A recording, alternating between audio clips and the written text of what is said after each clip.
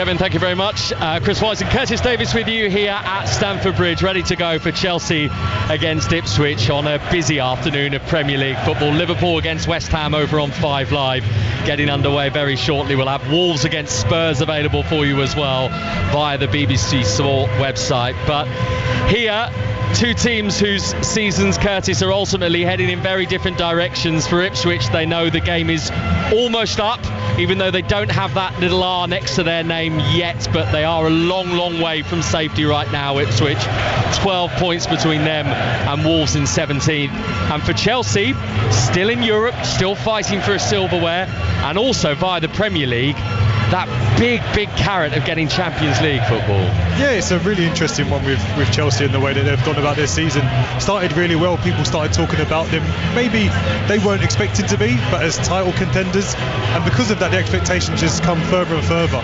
But I think Enzo Maresca said all season, it's about getting Champions League football.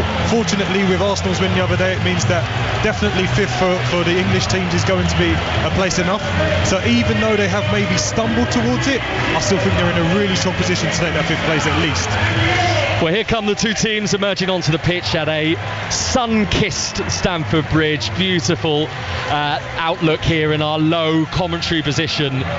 And the two players, the two sets of teams, I should say, are emerging from the little tunnel just down to our left-hand side, walking onto that beautiful, luscious-looking green surface, a multitude of greens on the Stamford Bridge pitch, as the Chelsea players in their blue tracksuit tops and the Ipswich players in their pink away strip, and with the sort of tracksuit top, Curtis Davis, that has a very sort of early 90s feel to me. Yeah, very retro. It's similar to the old England, I don't know if I'm allowed to say the brand, but it's similar to the old England tracksuits. But yeah, very retro.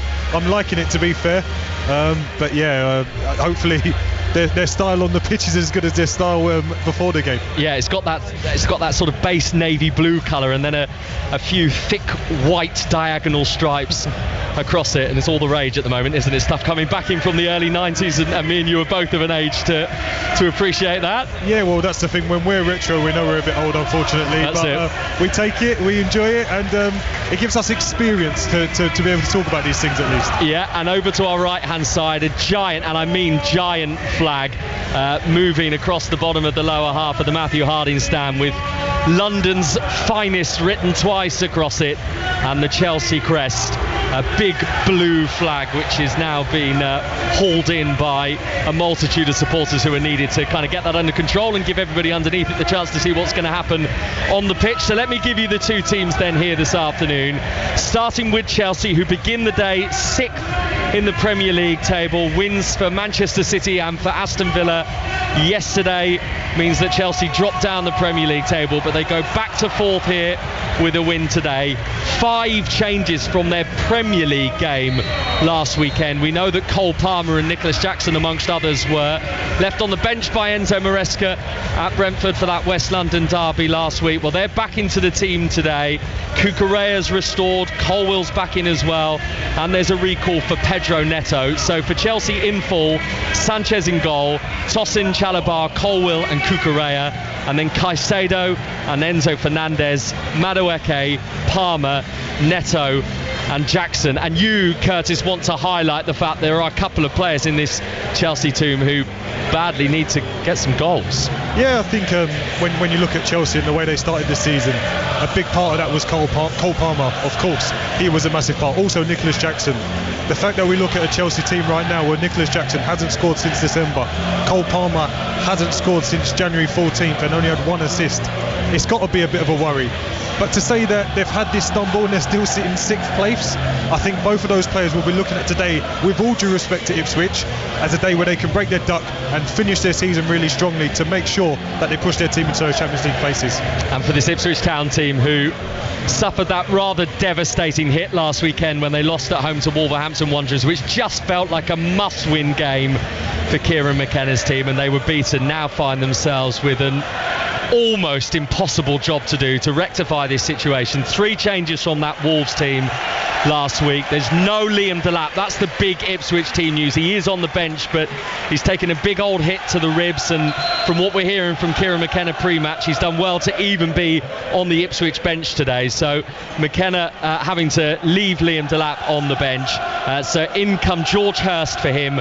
Jack Clark and Leif Davis are the other 2 Ipswich changes. Palmer in goal, Tuanzebe, O'Shea, Burgess and Davis, and then Morsey and Cayusta, Johnson, Clark, Enciso and Hurst leading that Ipswich forward line.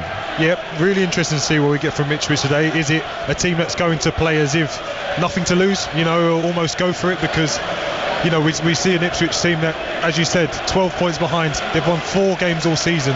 Are they going to win 4 more games than Wolves and over the rest of the season? I doubt it. So they are pretty much down, but they're not going to, the type of man that Kieran McKenna is and the way he wants to play, he won't let his team be beaten just easy and just turn up to roll over. So away we go then. The players have just taken the knee. It is a dedicated Premier League weekend for No Room for Racism. We are underway.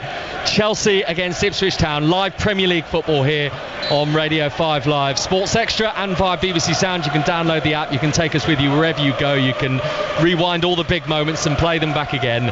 And Chelsea going from right to left in this first half in the blue shirts and shorts and the white socks. They are going towards the shed end over towards our left-hand side, and Ipswich in the unmissable pink, and all pink as well. I think it's pretty much matching, isn't it? Shirt, shorts and socks, all the same shade.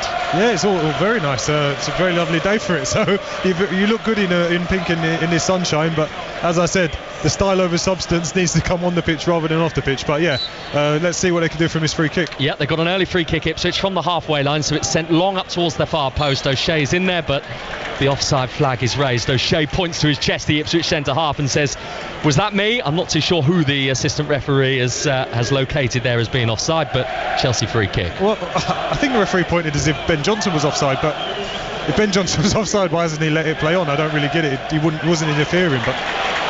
And Chelsea moving that ball through the central area immediately for their first attack of the game. On it goes from Jackson out to the right wing for Madueke. Madueke running at Leif Davis, drops in the box of Palmer. He's got his back to goal. He's outside the penalty area. Teed up for Colwill. And now with Chalabar, that's the 2 Chelsea centre halves who are about 5 yards outside Ipswich's penalty area here. That's the sign of things to come. In comes the first delivery into Ipswich's box, and Ben Johnson, the Ipswich fullback, just able to see it out for a goal kick. A really early sign. Chelsea there, just literally 3 passes they're in on Ipswich's goal, which is really quite worrying. The early stages of the game, they've just had a free kick on the edge of their own box, Chelsea. 1 straight pass through the line, 2nd straight pass through the second line, and all of a sudden they're getting across into the box. Cole Palmer, unfortunately, was just probably a little bit behind him. If not, would have pulled the trigger and would have been making Alex Palmer make a save early on in this game. Yep, we've got a double Palmer on the pitch today. Cole for Chelsea and Alex in goal for Ipswich, and it has gone from one goalkeeper to the other, all the way through from Alex Palmer to Robert Sanchez down the other end. And he plays a low ball out to the right hand side for Chalabar. 2.5 minutes played. Chelsea 0, Ipswich 0. This Chelsea team who have won their last 5 in a row at home in the Premier League. They have started, it feels like, to pull things together here at Stamford Bridge after what has been not just this season, but in many other seasons under many great managers, sometimes a difficult place for Chelsea to get consistency.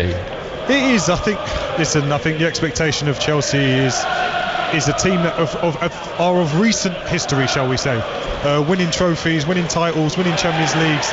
So there's always an expectation that they should be in every single season, really the top of the league. Here come Ipswich ploughing forward down the right hand side. Ben Johnson up to the edge of the penalty area, turned to try and protect the ball. I think he landed on Kukurea, the Chelsea defender, who's now lying flat on his back. He's shaking his wrist as if to say, I am genuinely hurt here, and he's rolled over to one side, Mark Kukurea. It is a Chelsea free kick. I'll laugh, but I didn't see a lot in it. Kukurea now seems to be okay.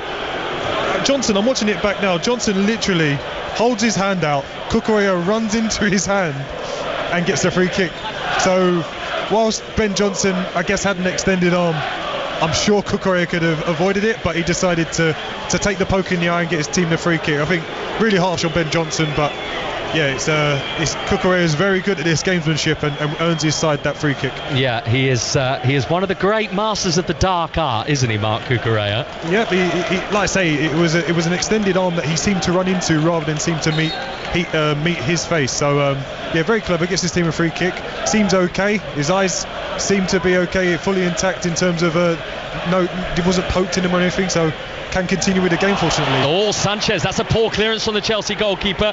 He's presented the ball to Clark, who has smashed it about 10 yards over the top of the Chelsea crossbar from the edge of the box. Still 0-0.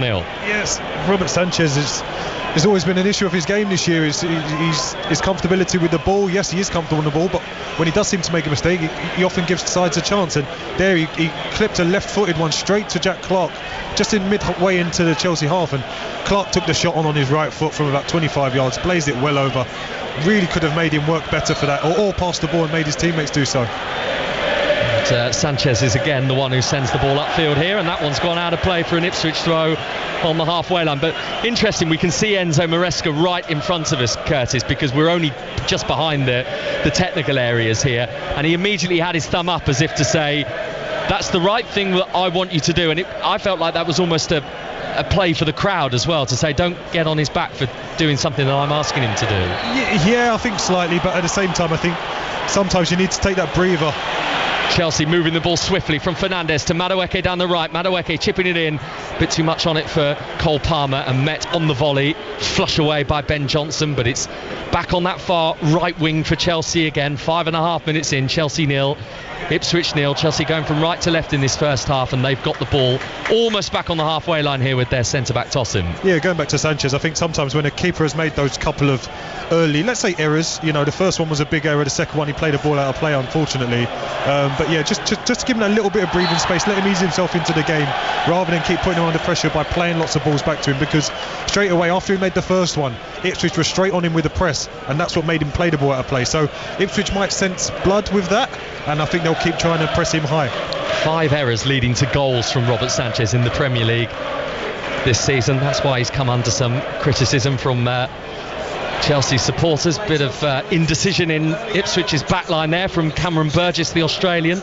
Got a bit fortunate there that his clearance ricocheted to a teammate and not to a Chelsea player. Yeah, and the way that it landed for Dara O'Shea, very composed in the way that he dealt with it, played it out to his left back Leif Davis. But yeah, luckily the composure was there, because if he'd swung at it, and Nicholas Jackson was ready to pounce on any leftovers.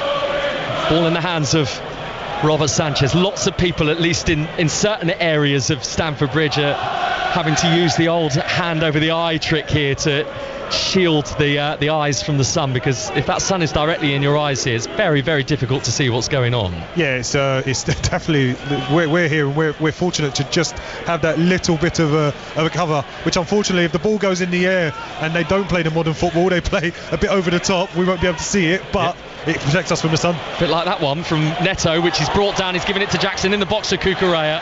Over quickly was O'Shea, who then is a little unlucky because he's put his foot on the ball, he's slipped, he's lost his balance, and Chelsea have moved the throw in quickly. I thought O'Shea had done some serious damage to his knee for a moment there, Curtis. Yeah, you always worry with these pitches because there's the edge of grass which then goes into Astro. It's a different texture, so if you slip from the grass into the Astro, you sometimes catch it. Enzo Fernandes across, Jackson hits the post for Chelsea.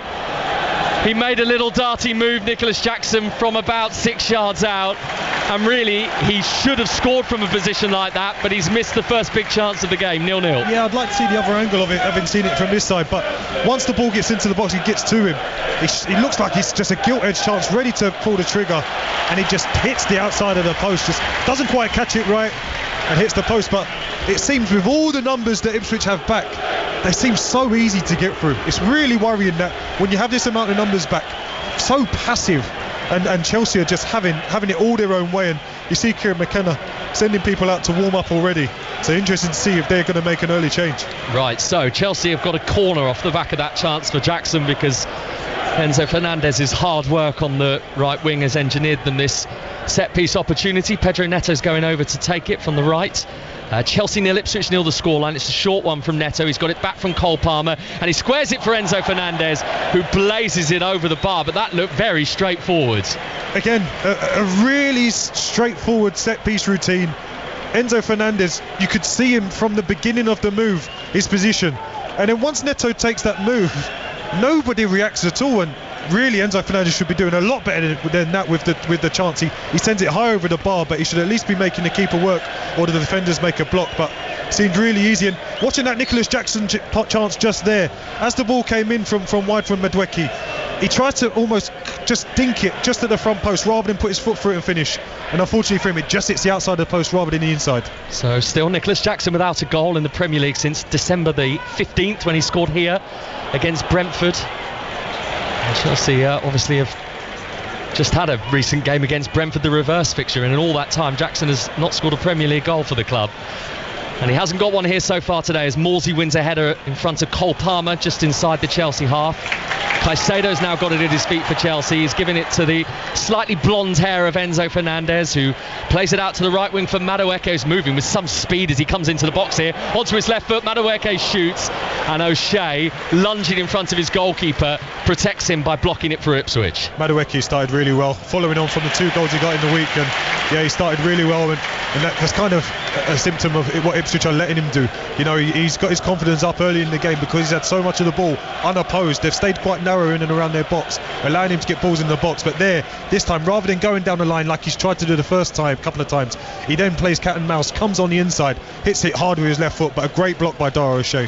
He's had a difficult season, hasn't he, Noni Madueke, with injuries. He missed almost 2 months with a hamstring problem, so he'll be pleased to be back on the pitch and able to play his part for Chelsea. Still goalless here at Stamford Bridge as Sam Morsey manages to fool Cole Palmer, the little drop of the shoulder there on the halfway line, which was enjoyed by the Ipswich supporters. Yeah, if that was Cole Palmer, he'd be on the highlight reel, so I hope Sam Morsey gets his praise. But yeah, it was a nice little move. Cole Palmer went with a hard press and Morsey just turned out on him. But yeah, he's kept possession for his team. Yeah, the Egyptian Sam Morsey. Lots of talk about Egyptian footballers this week in the Premier League. Not that one though. Here come Chelsea, threaded forward by Jackson down the left-hand side for Neto. Neto crosses from the left, deep to the far post. Madueke on the half volley. It's wide of the post.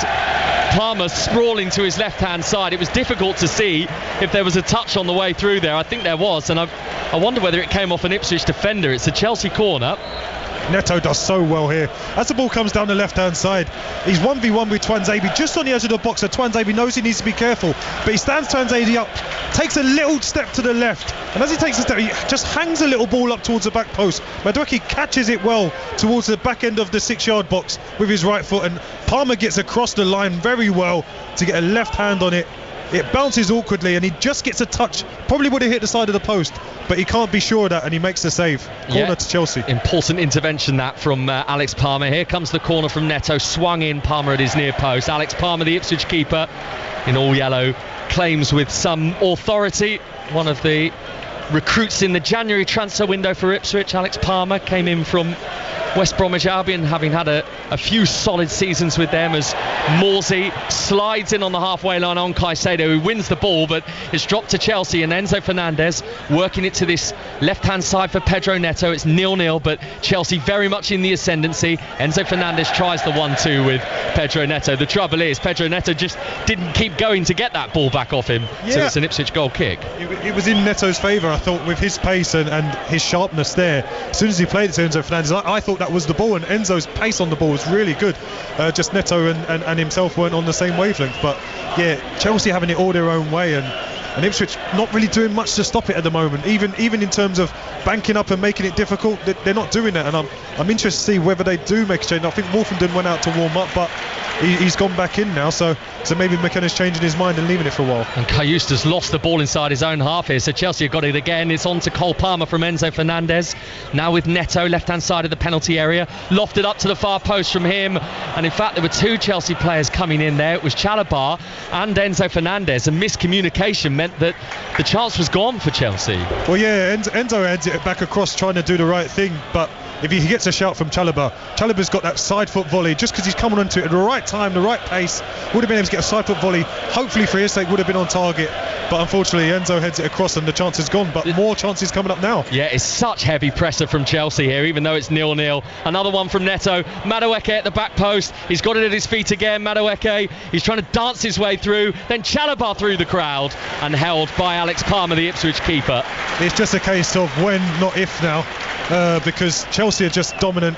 Ipswich consistently trying to play their way, which totally understand, play your way, but they keep giving the ball away in their half. Now, actually, McKenna's saying get the ball forward, and they've actually disobeyed him and played it short again, but he even said get the ball forward because they've had a spell of pressure where consistently they keep playing the first pass and on the second pass lose the ball. Constant pressure. I think Chelsea must have had possibly 6-7 opportunities in this game already, and you can't keep allowing a side like Chelsea all those opportunities because it's going to be a long afternoon if you keep doing that. And Wolverhampton Wanderers are 1-0 up against Tottenham Hotspur at one of the other 2 o'clock games in the Premier League today. Ryan Ait-Nouri has scored the goal, so what was a 12-point gap between Ipswich and safety with Wolves in 17th, well, it's now 14 points with the scorelines as they are, so it is looking more and more bleak for Ipswich as the ball is deep towards the right-hand side for O'Shea for Ipswich from that free kick, and he's only lofted it up and into the arms of Robert Sanchez. 15 minutes played, Chelsea 0, Ipswich 0. Curtis Davis. Yeah, good composure there from Dara O'Shea, but just got the contact wrong on that. But that's what it's going to take for Ipswich in this game. It's going to be a long afternoon, so they're going to have to rely on these set pieces. They're going to have to rely on getting the ball forward to Hurst and him hopefully holding up so people can catch up, play on the transitions, because so far they've offered nothing in the game. And in terms of defensive aspect, they've not offered much because as a team they're still getting cut open. But yet it's still 0-0, and while it's 0-0, you never know what can happen. And it's still 0-0 between Liverpool and West Ham, by the way, which is our commentary right now over on 5 Live and via BBC Sounds. Wolves against Spurs is available via the BBC Sport website as well, and online via the app too. Here is Cole Palmer for Chelsea, just outside the box, trying to drift away from Jens Kajusta. Ipswich's tall Swedish defensive midfielder is still at the feet of Palmer here for Chelsea. Now with Neto, the former Wolves man, back to Cole Palmer, who's run off him. Palmer from the byline sent it in and headed behind by Dara O'Shea for a Chelsea corner. And this is what I'm getting at. When I was speaking about Ipswich being back in numbers but being passive, you see there, Enciso does the honest thing by running all the way back to the edge of his box. But what Palmer does is, once Palmer releases the ball, Palmer makes a second run. Enciso just stands still, lets Palmer run off him. Palmer's then able to get a ball into the box. Fortunately for Enciso, it's cleared at the front post, but now they have to defend another corner already. And they just keep on coming, Chelsea. That is the problem for Ipswich. They are relentless, but without a goal so far. Here comes the latest corner into the box. The header away by George Hurst it was, who has cleared it, I think, for Ipswich, who has had to sort of stay back there at the moment. In fact, it was Burgess, the centre-back, who got his head on it, but nevertheless, Hurst is in there, and he's still having to play in there at the moment as an auxiliary centre-half, as Chelsea have the ball on the right wing with Pedro Neto, now with Madueke. But you look at their positions now. I'm not saying they have to go out hammer and tong and go out to press, but it was 4 of them standing on the line, and there were only 2 Chelsea players. So even if they'd played around that, there's 4 players then would need to adapt and get somewhere else. So Madueke swirling it in, free header for Colwill, saved by Palmer on the stretch, is now at the feet of Cole Palmer, the Chelsea player. And Ipswich scrambling to get it away. Enzo Fernandez wins it back for Chelsea. Cucurella hits it, and it goes into the second tier of the shed end from the Chelsea fullback. Somehow it remains Chelsea 0, Ipswich 0. And that sums it up. The fact that Colwill felt in normal play he has the licence as a centre-half to then venture to be in the 6-yard box of Ipswich in the 17th minute of a game shows that Ipswich just are offering nothing. They're offering nothing. As you said, George Hurst was back there, but somebody else needs to stretch the pitch to give them a chance that if they play forward, then they've got a target. Nobody did that. They kind of were in half areas. Colwill kept on going, got his head to it. Great save by Palmer again. And ultimately, it's Palmer that's kept him in the game so far. Chelsea in pursuit of Champions League football next season. We've got 2 enormous Champions League games for you live on 5 Live this week. Aston Villa against Paris Saint-Germain on Tuesday night, and then we will be in Madrid for Real Madrid against Arsenal to see if Arsenal can complete the job. And what a job it was in that first leg last week. Yeah, well, what a time for Declan Rice. Never scored a free kick before in his career. 300 odd games. The coach was telling him cross it. He disobeyed him, put one in the bottom corner, then the next one he puts in the top corner. So yeah, fair play to him. You're not going to see that again, but what a way to start against Real Madrid, the kings of that competition. I was listening to Conor McNamara's commentary yesterday on 5 Live of Arsenal against Brentford, and he was saying that Declan Rice was practicing free kicks in the build-up to that one. Here come Ipswich, rare attack forward on the right-hand side. Johnson across, Enciso! Oh, they've scored! Julio Enciso has prodded it in past Robert Sanchez, and Ipswich, who have absorbed so much Chelsea pressure in the first 20 minutes, have sprung forward and scored themselves. What a turn-up this is! Chelsea 0, Ipswich 1. Now, we spoke about the way Ipswich are going to get into this game. It's going to be about balls up to Hurst, people getting around him in those transitions.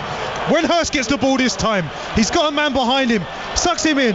As he rolls it to the side, Enciso's there. Enciso drives forward. Then once they get forward into the box, it's rolled wide, and as it's rolled wide, Enciso just carries on his run into the box. Cucurella doesn't manage to cut out the cross, gets his touch on it, past Sanchez and into the bottom left-hand corner, and it's 1-0 Ipswich with their first entrance into the Chelsea box. But listen, Chelsea need to keep up what they're doing. They've not done much wrong, but on the transition there, Ipswich did really, really well. Well, he scored here, Julio Enciso, in a Brighton win 2 years ago this Tuesday, and the man on loan from the Seagulls has got the opening goal for Ipswich here. And this really has come against the run of play, and bar the Ipswich fans, who are now making an absolute racket over towards our left-hand side in the shed end, there is silence, and stunned silence, surrounding the rest of Stamford Bridge. Curtis Davis. If I wasn't on commentary, I would have had my jaw held low, because I can't believe what I've just seen, because Chelsea have been so dominant. Ipswich had offered nothing going forward, because anytime I went up to Hurst, he was on his own, but this time he kept it really well. Enciso was right on his toes, and then once they broke, they did really well. Ben Johnson got down the outside, and yeah, it was a good move. They used it really, really well, but Chelsea just need to keep up their tempo, and I'm sure they'll get back into their game. But the difference is, now you've got an Ipswich side with something to hold on to, and that extra little edge that gives you sometimes can make it really difficult for Chelsea. So 21 minutes played, Chelsea 0, Ipswich 1. What a scoreline. And maybe Ipswich on for a famous double, because of course they have beaten Chelsea already this season in the Premier League, back in December at Portman Road, and they've really struggled to get points at Portman Road this season, so that was a very special moment in their season. Are they going to do a special double over Enzo Maresca's team, who has stood on the edge of his technical area, hands in pockets, the Chelsea manager, with his puffer jacket on and his salmon pink top underneath, giving some instructions to his team, who unsurprisingly immediately have kept the ball ever since they kicked off here. But you can see him right now, he's holding both his hands out. Calm down. You know, there's nothing wrong with what's happened. They had one counter-attack. Maybe you can ask your team to defend slightly better, of course, do certain moments in that better. But Chelsea have been so dominant, it's going to come. So I think that's what he's trying to remind his players.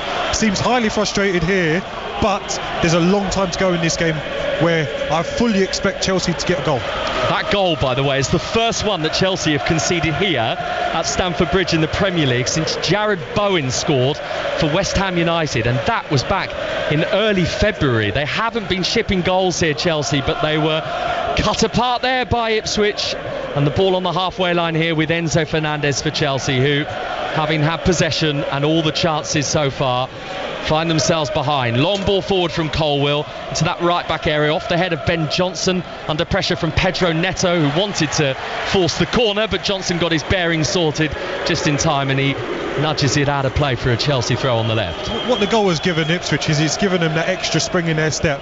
So whilst I spoke about them being quite passive before, now they've got a little bit more energy in their press. So when they are getting out to people, it's a little bit sharper, it's a little bit more intent. It's not just going out for the sake of it and waiting for the ball to go past you. So even though they are still banked it quite deep and in a low block as such, it's still, there's a little bit more intensity when they are going out to people. Former Premier League defender Curtis Davis with us on 5 Live Sports Extra this afternoon. Played for 4 different clubs in the Premier League by my reckoning. Is that right?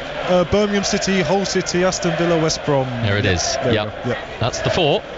And it comes from Cole Palmer into the box. Cucurella has gone down. Alex Palmer, the Ipswich goalkeeper, has caught the ball ahead of him. There was no real questions from Cucurella about asking for a penalty there. Is that coming together with Tuanzebe? Yeah, just a little bit of frustration. He was hoping the ball would come to him. He kind of started to almost get his jump and pull Tuanzebe down, but nothing in it, no malice or anything like that. So both of them were happy to get up and get on with it.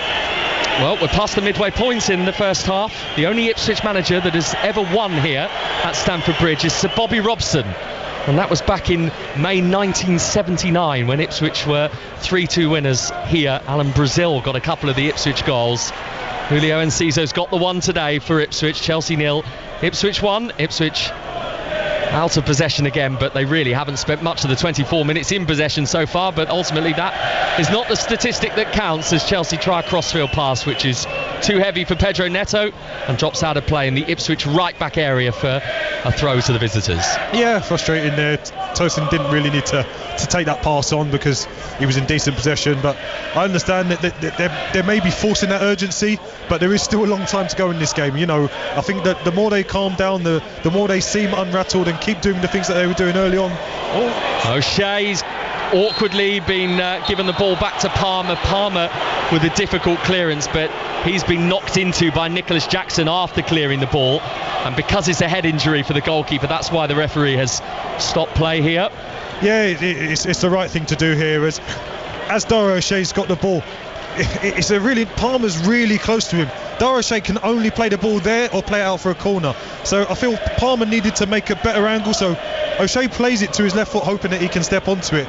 Palmer just sticks a left foot out, but in doing that he half clears it into the air, but with that Nicholas Jackson's momentum just takes him straight into Palmer, and his knee thigh catches him on the side of the head. So I think Palmer's going to be okay. He's on his feet, he seems fine, he's a big strong boy, but the right stoppage by the referee, even though Madwecki had the ball land to his feet and was ready to pull the trigger.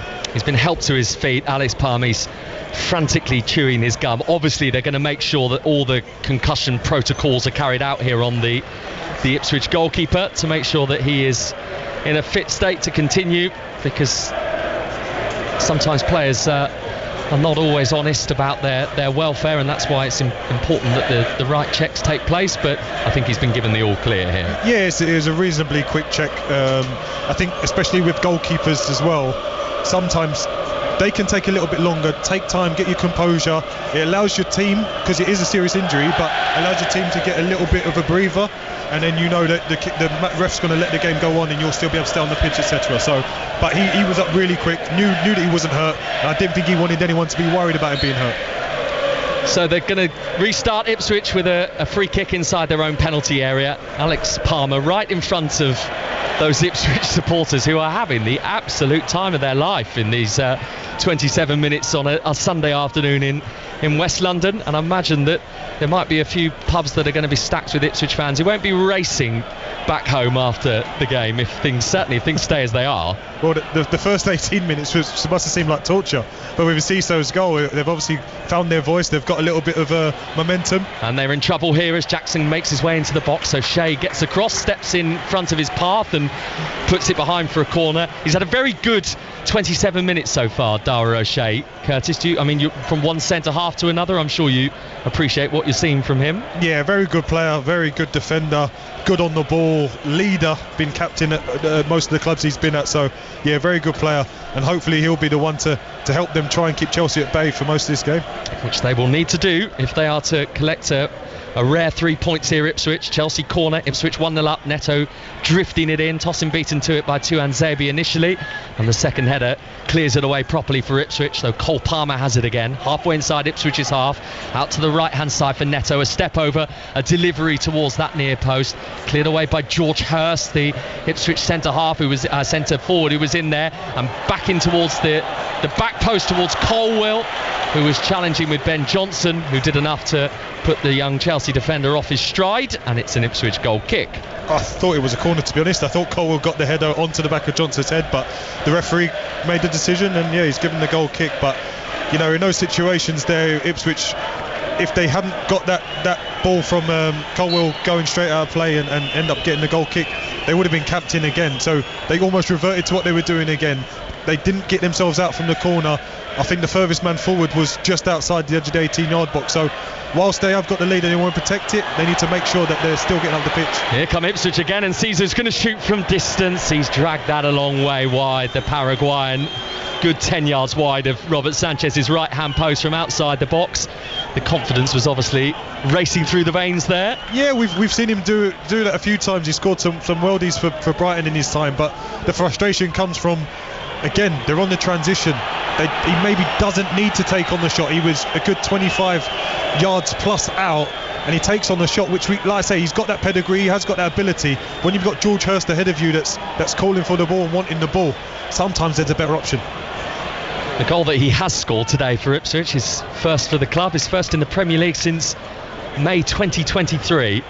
This is Johnson bringing it down on his chest for Ipswich, on by Enciso, into a bit of space for Cayusta. Cayusta shoots, it's just wide of the post. Had Sanchez at full stretch to his left side. The goalkeeper for Chelsea wasn't too far away from the Ipswich midfielder. Yeah, really good work from Ipswich there. Again, the transition.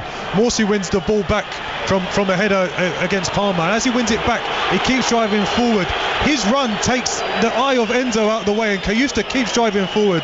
He drives forward to the edge of the box, takes on the shot, and it just goes down just 6 inches wide of the right-hand post for Sanchez. And luckily for Sanchez, I think he might have got a hand to it if it had got there. But yeah, Ipswich have had a couple of chances now that Chelsea will have to be a little bit worried about. Yeah, there's been a lot of space, a couple of occasions in that midfield. Good win by Hurst for Ipswich. Here they come again. Jack Clark towards the edge of Chelsea's penalty area. Clark with the layoff. Enciso up to the far post. Johnson's there. It's 2-0 Ipswich. Ben Johnson is headed in. Oh, what a story unfolding here at Stamford Bridge. Ipswich have got 2 goals in 31 minutes. And Ben Johnson with his first goal for the club. But after a long delay, the assistant referee has raised his flag, and it's not going to count. Yeah, it's not going to count. I don't know why after all that time the linesman has raised his flag. But the biggest worry for Chelsea has to be that Ipswich have had a little bit of momentum these last 5 minutes, but within that they've had 3 chances on their goal. It can't be that Chelsea have been that dominant and then they allow that Ipswich to have a little bit of momentum and they nearly see the game that they go 2-0 down. Chelsea need to, again, keep doing what they're doing early on in the game, dominating the ball high up, creating all those chances, but they need to keep the back door shut. They're losing too many headers against Hurst. He's a big boy, yes, but you've got the likes of Chalabi, you've got the likes of Tosin, you've got the likes of Colwill. Need to be more dominant, but most of all, pick up those second balls, because they're not winning enough second balls. That's allowing a transition, and that's allowing a chance on their goal. Who was offside in the build-up? Because I'm guessing the flag has gone up against Enciso from Jack Clark's pass, but to the naked eye, on the one replay I've just seen, and obviously we've got semi-automated offside technology now, so we should have a quick resolution to this. It didn't look like he was offside to me. It didn't look like... Oh, yeah, and there we go. The goal is confirmed. It is 2-0. I have to say, watching that replay, I don't know why the assistant referee chose to raise the flag, but the technology has cleared it, and Ipswich have got a stunning 2-0 lead here at Chelsea after 32 minutes, and for the second time now they're able to celebrate wildly, and the Ipswich supporters in the shed end, they can hardly believe this. What a scoreline. Chelsea 0, Ipswich 2. Yeah, and whilst the first goal was fully against the run of play, that second goal, as I said, Ipswich have been building a little bit of momentum on the fact that every time Chelsea lost it in that middle third, they kept on breaking and having chances, and Ben Johnson with the finish again, powered forward from the back. He's playing as it says on the paper as a right winger, but he's a right wing back in this game. Found himself in the box, always going to beat Cucurella at back post, puts it in a similar area to where Enciso scored his goal, and they find themselves 2-0 up from being absolutely dominated in the first 20 minutes. I said that Enciso hadn't scored a Premier League goal for 2 years. Ben Johnson hasn't scored one since October 2021. So it certainly is all round, Curtis, the day for the unexpected. Who needs Liam Delap? Indeed. Those bruised ribs down on the touchline. I'm sure might have taken a couple of whacks amongst the celebrations from all those Ipswich substitutes. Yeah, well, that's it. Yeah, hopefully he tried to keep himself out of the hugs and the camaraderie that was going on down by the bench. But listen, it's a great start for Ipswich from how they started the game in terms of Chelsea's dominance, the chances that it allowed Chelsea to have. To find themselves 2-0 up is just unbelievable. But Chelsea here on the front foot again. Yeah, Madueke on the right hand side. Madueke to Fernandes, trying to give it back to Madueke, who did continue his run into the box, but that's been stopped by Ipswich, and the ball is going to be cleared out towards this right hand side for Johnson, though Cucurella is going to get there first, and the chant from the Ipswich fans, can we play you every week? I mean, they've only got 4 Premier League wins this season, Chelsea. Ipswich, this could be number 5, and it will be 2 against Chelsea. And that would sum up Chelsea this season. You know, what we spoke about at the start of the show in terms of Chelsea's doing really well at the start of the season, maybe in a false position in terms of being in that title race. People started talking about them a bit much. But yeah, listen, if they are to hold this out, then it'll be fantastic for them. I still think there'll be a goal from Chelsea. I think Chelsea is still getting into great areas and making things happen. But as I already said, having a 1-goal lead to defend is one thing. But now having a 2-goal lead, knowing that, you know, if they're going to have to score 3 goals to go and beat you, which they will try and do, you know, this Ipswich side have got an extra impetus to make sure they keep that clean sheet. So Chelsea nil, Ipswich 2. Enzo Maresca best described as twitchy in the technical area down in front of us. He's constantly scratching his face and moving his arms around, the Chelsea head coach. Here is Levi Colwill, 15 yards outside the box, left-footed delivery. Jackson leaps for it, and it loops up and over the bar and behind for a goal kick. Liverpool lead West Ham by a 1-0. Luis Diaz has got the goal for them. That's live on 5 Live right now. And Wolves are still 1-0 up against Tottenham Hotspur at Molineux. You can hear that one online via the BBC Sport website this afternoon. Newcastle against Manchester United to come from 4:30. Full live commentary of that one as well. This is a scoreline that will have Newcastle and Manchester City and Aston Villa and Nottingham Forest licking their lips in terms of that Champions League chase, Curtis. Yes, it's just really interesting. As I said, with the Champions League chase now going down to 5th place, you'd think Chelsea would be in a really good position, particularly with today being the game. But, you know, Chelsea have to think about moving forward from this game. Yes, it is a game that, in my opinion, they should win. They're 2-0 down, which they might not win now. But for the rest of the season, you look at their fixtures, it's not going to be easy. You've got Fulham away, Everton at home, Liverpool at home, Newcastle away, Manchester United at home, and Forest away. That Forest away on the last day of the season, depending on how Forest finish the season now, that's going to be a massive game to which could potentially see who gets that Champions League place. Pedro Neto bringing the ball down just on the periphery of Ipswich's penalty area on this left-hand side. 9 minutes of the first half to play. Palmer into the box looking for Cucurella. Cucurella with Chelsea 2-0 down. He crosses and it's blocked by Johnson and behind for a Chelsea corner. Took a bit too long of it there, Cucurella. As Palmer played a lovely ball just inside the box, he got the wrong side of Johnson. Johnson did well to kind of stay out the way to not bring him down, but he needs to flash it across. Didn't do it, but wins the corner at least for his team. Short from Enzo Fernandez to Cole Palmer. That's been done a couple of times by Chelsea in this first half. Palmer into the box. Cucurella with the pullback. Madueke with the hit over the top of the crossbar, and by quite a distance as well from the England international. Yeah, good composure there from Palmer. He couldn't quite get the beating of the defender, but he puts a nutmeg in. Cucurella turns, flashes it across, and I think the pace on the ball, you really expect Madueke with that left foot to just wrap his left foot around it. He takes a really good touch, but the touch is too strong, and then as he hits it wildly over the bar, and yeah, really frustrating for this Chelsea team. What's happening is, from the start of the game, they're really composed, really measured with their passes and things like that. They started to force a little bit more.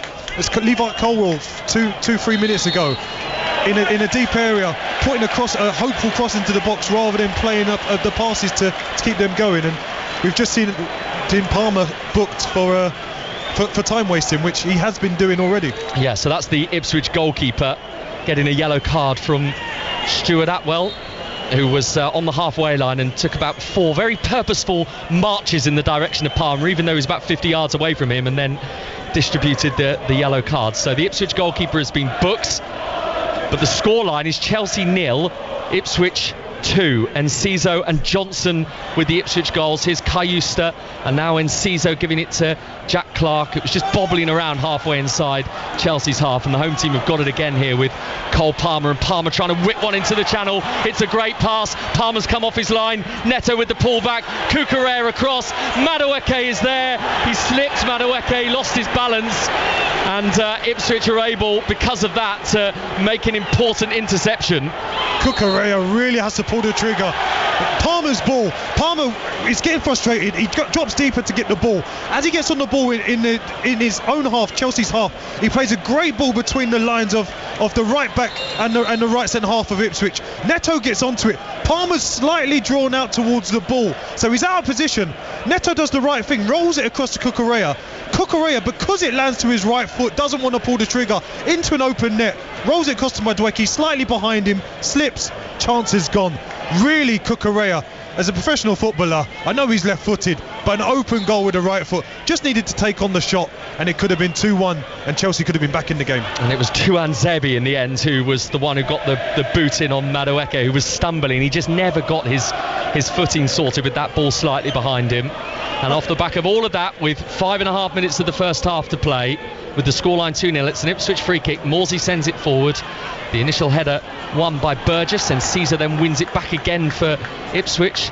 Back at the feet of Sam Morsey again. Here's Ipswich's first goal scorer in Caesar, on to the one who got the second, Ben Johnson, the former West Ham player. So he knows the capital well, and his clearance is from Cucurella off Johnson and out for a Chelsea throw. But this is deep back in their left back area here. Yeah, you see the positions that Palmer's taking up.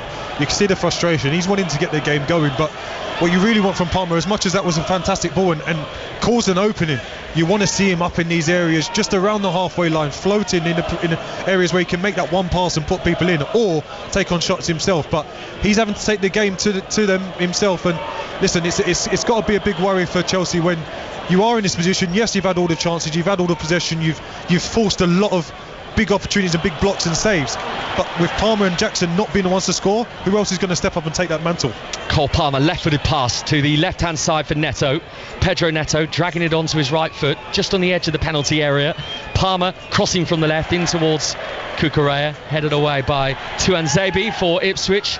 Then Neto and Ciso spinning, waltzing almost, the two of them there. It was like a Strictly Come Dancing routine. It's just once that ball's up in the air, rather than trying to fight for where the ball's going, it's always just trying to get your body in front. And it was, almost like a salsa, trying to see who bent their body in the right way to get the side of the ball. You know you're dancing better than me, because it was much more a salsa. Here come Chelsea. Madueke headed away by Burgess at his near post for Ipswich, retrieved by Caicedo, the Chelsea midfielder.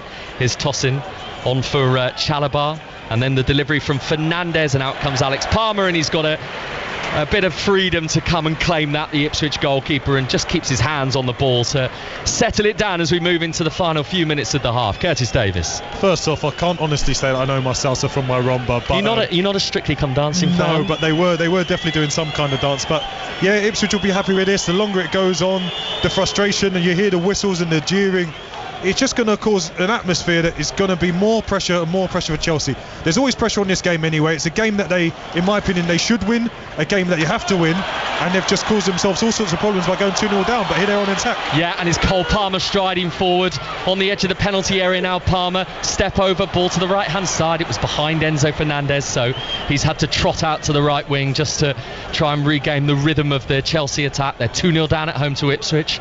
Madueke, square pass. Palmer shoots from the edge of the box, blocked by Morsey, who jumped in at his feet, ricochets to Neto on the right hand side. Neto with a step over, then a left footed cross. Chalabar has kept it active, and it's up into the air from one of Ipswich's defenders before Enciso manages to complete the clearance totally, but only back in Chelsea's possession with Caicedo again.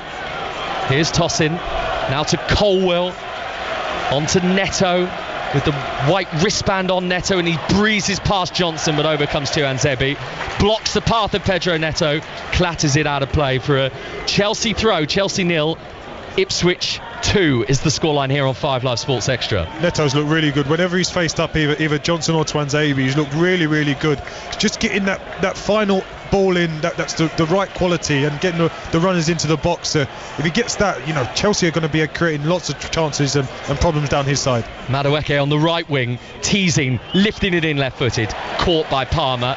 Alex Palmer sticking his arms up into the air and grabbing it off the head of Nicholas Jackson, dropping down onto the floor, and there's something else for those Ipswich fans behind the goal to cheer about. Yeah, and that was an example of Madueke did really well to find the space and open, but once he puts the ball in, he puts the ball in with no purpose. He puts it in for the sake of it. He hangs it up, and with all due respect, Palmer's a really good goalie and he's a big lad, so just hanging it up, it's easy for him to come and claim. And another opportunity missed for Chelsea to really put them under pressure. You'll know, Curtis, that with statistics they can very quickly become redundant in some cases, so when you've got them you've got to use them. So in this situation with the scoreline Chelsea 0, Ipswich 2, the last promoted team to the Premier League to do the double over Chelsea were Charlton Athletic in the 2000-2001 season, so we're in slightly rare territory here. And an obscure scoreline. I don't think there's too many that would have predicted this advantage for Ipswich. Wolves have got a second, by the way, against Spurs. It's 2-0 at Molineux, a Jed Spence own goal, so further problems for Ange Postecoglou's team, and that means the gap is still 12 points between Wolves in 17th and Ipswich in 18th, both with 2-0 leads here. So it is as we were, as Colwill finds Caicedo on the edge of the penalty area. Shot repelled by Cayusto, leapt in at the feet of Caicedo to make sure there was no passage to goal. And it's on the right side now for Chelsea with Madueke, infield by Tosin on towards Colwill. The two Chelsea centre-backs are 15 yards outside Ipswich's penalty area. Now Neto wants to try and test Johnson again from this left-hand side. Pull back for Colwill. His cross headed away by O'Shea for Ipswich. Hit by Caicedo, and Palmer had his angles covered. He sprawls to his right-hand side, but I think he knew full well, Alex Palmer, that was going wide, and it's a goal kick, and we are going to see how long is going to be added on here. 4 minutes at the end of the first half. Chelsea 0, Ipswich 2. Curtis Davis. Yeah, that 4 minutes is quite a relief with that offside. As much as we were confused by it, it didn't take too long, so we're quite happy to see that they were able to sort that out quite quickly, and the goal was given. But yeah, it's been a really strange half. It's a half where, like I say, the first 20 minutes Chelsea looked like they could score at will. You're just waiting for them to burst the back of Alex Palmer's net. Didn't quite happen. Gets the run of play and Ciso gets that goal. But then since then, Ipswich have just had that little bit of momentum, whether it's the pressure from the crowd, whether it's the pressure that the players are putting on each other. But Chelsea just haven't dealt with it very well at all. Forced mistakes in their own play, bad passing, bad decision making, and it's just allowed Ipswich to get a little bit more comfortable into the game and looking comfortable at 2-0 at the moment. So 3 minutes of the 4 minutes of stoppage time to be played here. We've got live Masters Golf for you tonight from 8 o'clock, which is going to be fascinating, and it always is at Augusta, especially on the final day. That's from 8 o'clock tonight with Mark Chapman. That is certainly unmissable radio if you're able to listen to that a little later on, as Chelsea win themselves a corner here, and they need to get moving with it really if they're to try and cut the deficit before half time, Curtis. Well, this is their 6th corner of the half, so I think it sums up where the momentum and in terms of the players been, but they need to make one of them count. In from Enzo Fernandez, punched away by Alex Palmer, the Ipswich goalkeeper, all the way out to the opposite side from where that corner was delivered, and Caicedo's going to let it run out of play, so it's going to be a Chelsea throw on the far right hand side. They're going from left to right in this first half, but the fading embers of the first half, as the delivery comes in from Chalobah, it's cleared by Tuanzebe.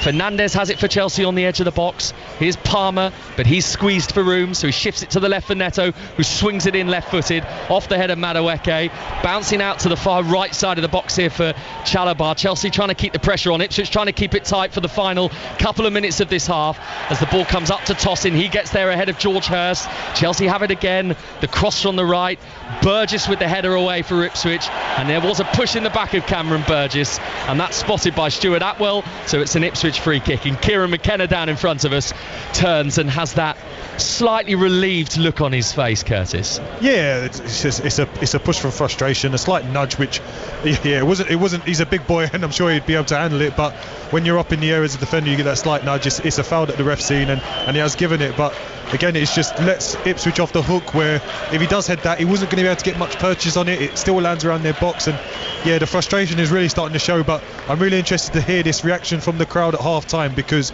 I'm sure they're not going to be happy, and it's interesting to see what reaction we get from Chelsea coming out in the second half. Yeah, because this scoreline, as it stands, is a real wrecking ball, isn't it, to Chelsea's Champions League hopes, particularly given the results of Manchester City and Aston Villa yesterday, and of course Newcastle play later against Manchester United live on 5 Live. Jackson shooting from the edge of the box. Alex Palmer was off his line. It's over the bar from Nicholas Jackson. Got it up. Certainly didn't get it down again. Yeah, went for power over placement. You know, with Palmer engaging towards him, you'd think he'd maybe try and use a little bit of cuteness and try and lift it towards the back post over Palmer's head, but took on the power and smashed it well over the bar. But I guess that's a sign of a player that is maybe lacking that bit of confidence, lacking that cutting edge, and it's way over. And you know, Ipswich fans nearly had a present with that ball going into the crowd. Well, the quality of the chances for Chelsea have just diminished really as the half has worn on, and certainly since those 2 Ipswich goals from Enciso and from Johnson in the 19th and the 31st minute, as O'Shea wins a header and then goes and wins a second one for Ipswich. That typifies his half, it typifies Ipswich's half. That is the whistle for half time. Curtis was expecting boos.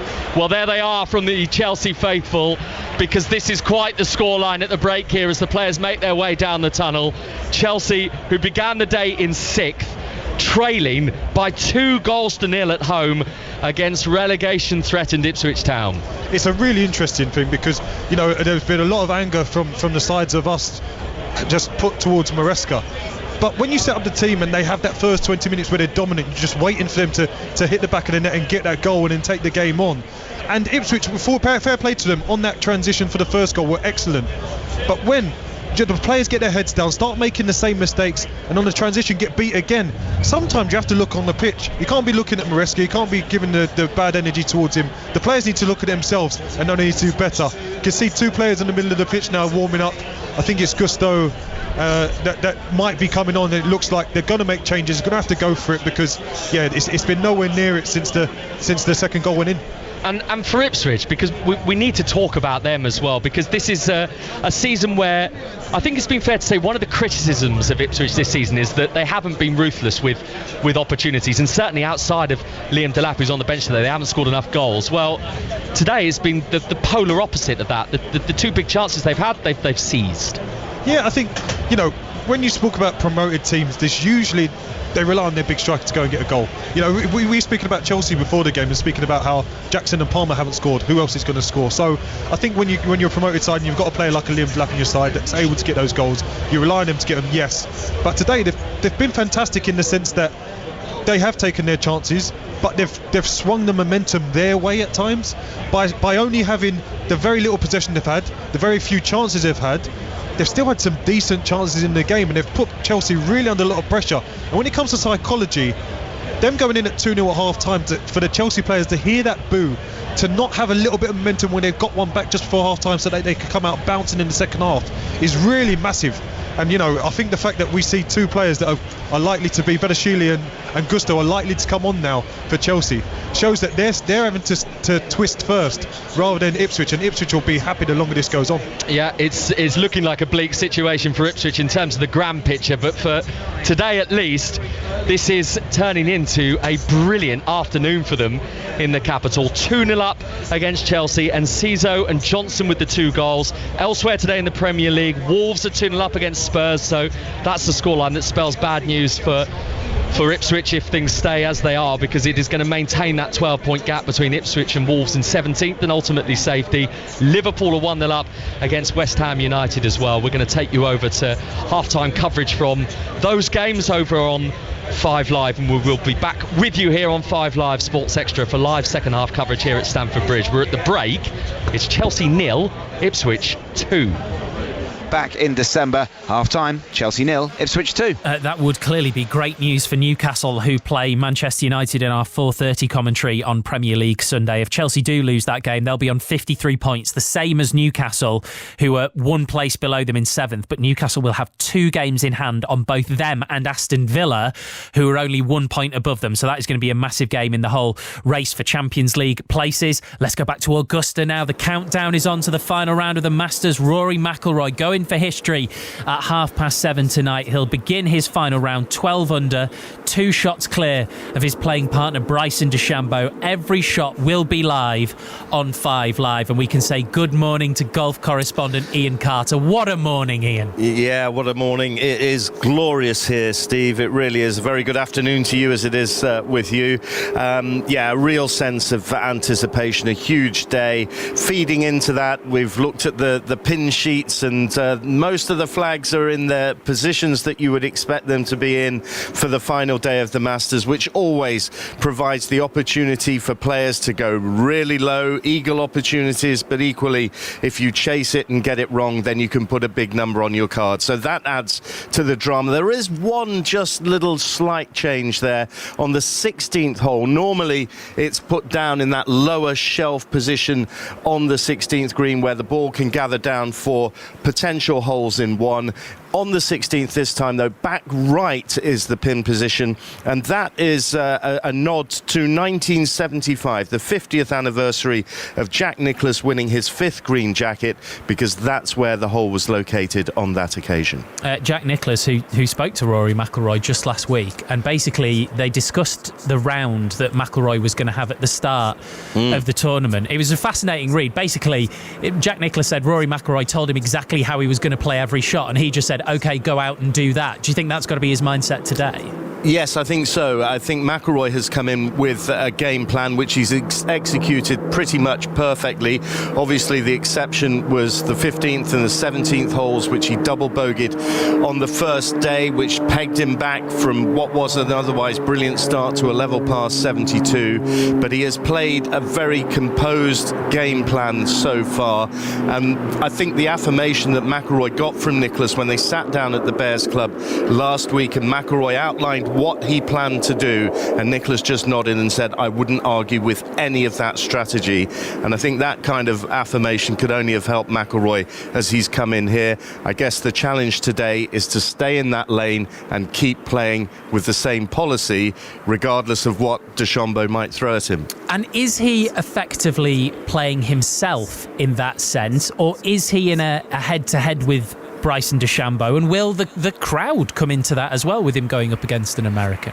Well, they're both enormously popular, so I think they will both have support. It'll be fascinating to see whether it ultimately comes down to something more parochial and the American fans go with DeChambeau.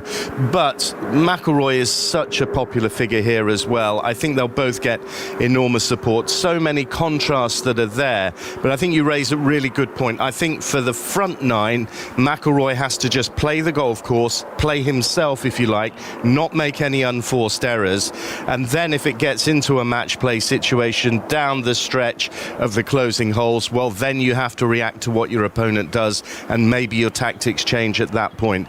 But up until that point, I think it's stay in your lane, and it's been fascinating. McIlroy has just wanted to stay in his own bubble and not really interact with the crowd or any of the surrounds that are going on. DeChambeau, the complete opposite, and in so many respects these two players are complete opposites, and it just makes it a truly mouth-watering prospect. Ian, thank you so much. That's our golf correspondent Ian Carter at Augusta. 7:25 tonight on 5 Live. Join Mark Chapman and the team. You will get every shot from Rory McIlroy and Bryson DeChambeau, who'll be teeing off at 7:30. You can also watch some of the best shots from round 3 on the BBC Sport website. Bryson DeChambeau's putt on the 18th, for example, was an absolute blinder to turn what would have been a 3-shot lead into a 2-shot lead. That is going to be some listen later on this evening.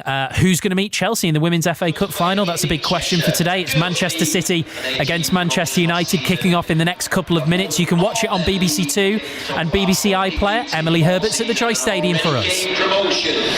Yeah, and realistically, this is the last shot at silverware for both sides today, but it is make or break really for City. Their squad is stretched thin. No Greenwood, no Hemp, no Shaw, no Firmino, and now Vivian Miedemar joins that list, ruled out for the rest of the season. It's so bad that they've named just 6 substitutes today, 2 of which are goalkeepers. On the pitch though, it's just the one change. Carolyn comes in for Lazel. They face the reigning champions Manchester United, who are chasing a 3rd straight final and are in fine form too. 2 changes for them. Gabby George and Millie Turner return, with Sanderberg and Janssen dropping to the bench. It's the EFL Trophy final at Wembley this afternoon as well, about to get underway. The League One champions Birmingham City against Peterborough United, and Aaron Paul's there for us. Yeah, afternoon everybody, welcome to Wembley. For some of these supporters, the party very much began last night. Birmingham City crowned League One champions without having kicked a ball yesterday. Today they go for the double, having not won this competition since the mid-90s, but they take on the holders and a manager hunting for a 3rd triumph in this competition. It hasn't been the best of campaigns for Peterborough, shipping goal to fun, but this is very much a one-off fixture, isn't it? And the Posh will know what they can bring to the party. To the teams, Jay Stansfield is opted for in the Birmingham attack. Alfie May drops to the bench. Paik Sung Ho, Kieran Dow, Keshi Anderson, Ethan Laird and Ben Davis also come in. Hector Cipriano returns to Posh, but more importantly, that lethal front line of Motherseal, Odo, Jones and Kwame Poku all start. We're about to get underway at Wembley, where, Steve, for it feels like for the first time about 3 weeks in London, it is raining. Thank you very much, Aaron. Just under an hour to go now until the Bahrain Grand Prix gets underway. Oscar Piastri on pole ahead of Ferrari's Charles Leclerc and the Mercedes of George Russell. You'll hear full commentary on 5 Sports Extra with Harry Benjamin at Harry, a track where people can actually overtake. Yeah, we're going to get a lot more of that than we did last weekend, and no rain in sight in Bahrain, that's for sure. McLaren looking the class of the field across the weekend.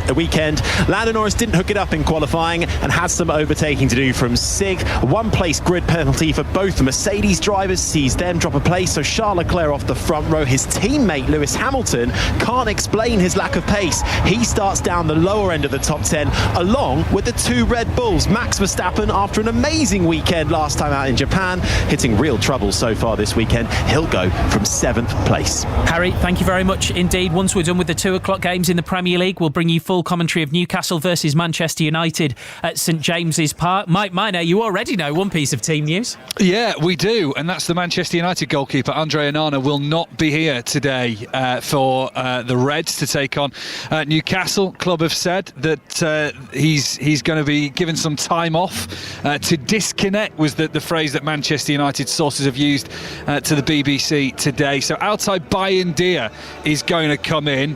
For context, since Onana came to Manchester United, he's never missed a Premier League game. So the last league game that Bayındır played in was August 2023 for Fenerbahce, just before he got his move to Old Trafford. He has played in cup games this season, but hasn't played since January, with Onana favoured in the Europa League, and Manchester United out of both the league and FA Cup. Rocky Bashiri has just scored for Hibs, who lead Dundee by 1-0 in the Scottish Premiership. Hibs are 3rd. The title has not been won just yet. 10-man Rangers scored an equaliser in the last minute of stoppage time thanks to Yanis Hadji to draw 2-2 at Aberdeen. Boat race day on the Thames. Cambridge have won both the men's and women's races. Women's Six Nations Scotland-Italy has just kicked off. You can watch that on the BBC Sport website as we take you back to Anfield and John Murray. Yes, it's going to be busy, isn't it? The next hour or so. There is, probably for the rest of the day, there is a great deal going on in terms of live sport, and Liverpool here looking to take another step towards the clinching of the Premier League title. Virgil van Dijk just leading his teammates out onto the pitch, and they form a circle there, go through various little exercises. West Ham are already out there waiting for them. Liverpool, no changes. Diogo Jota just appearing now, so he's the last one.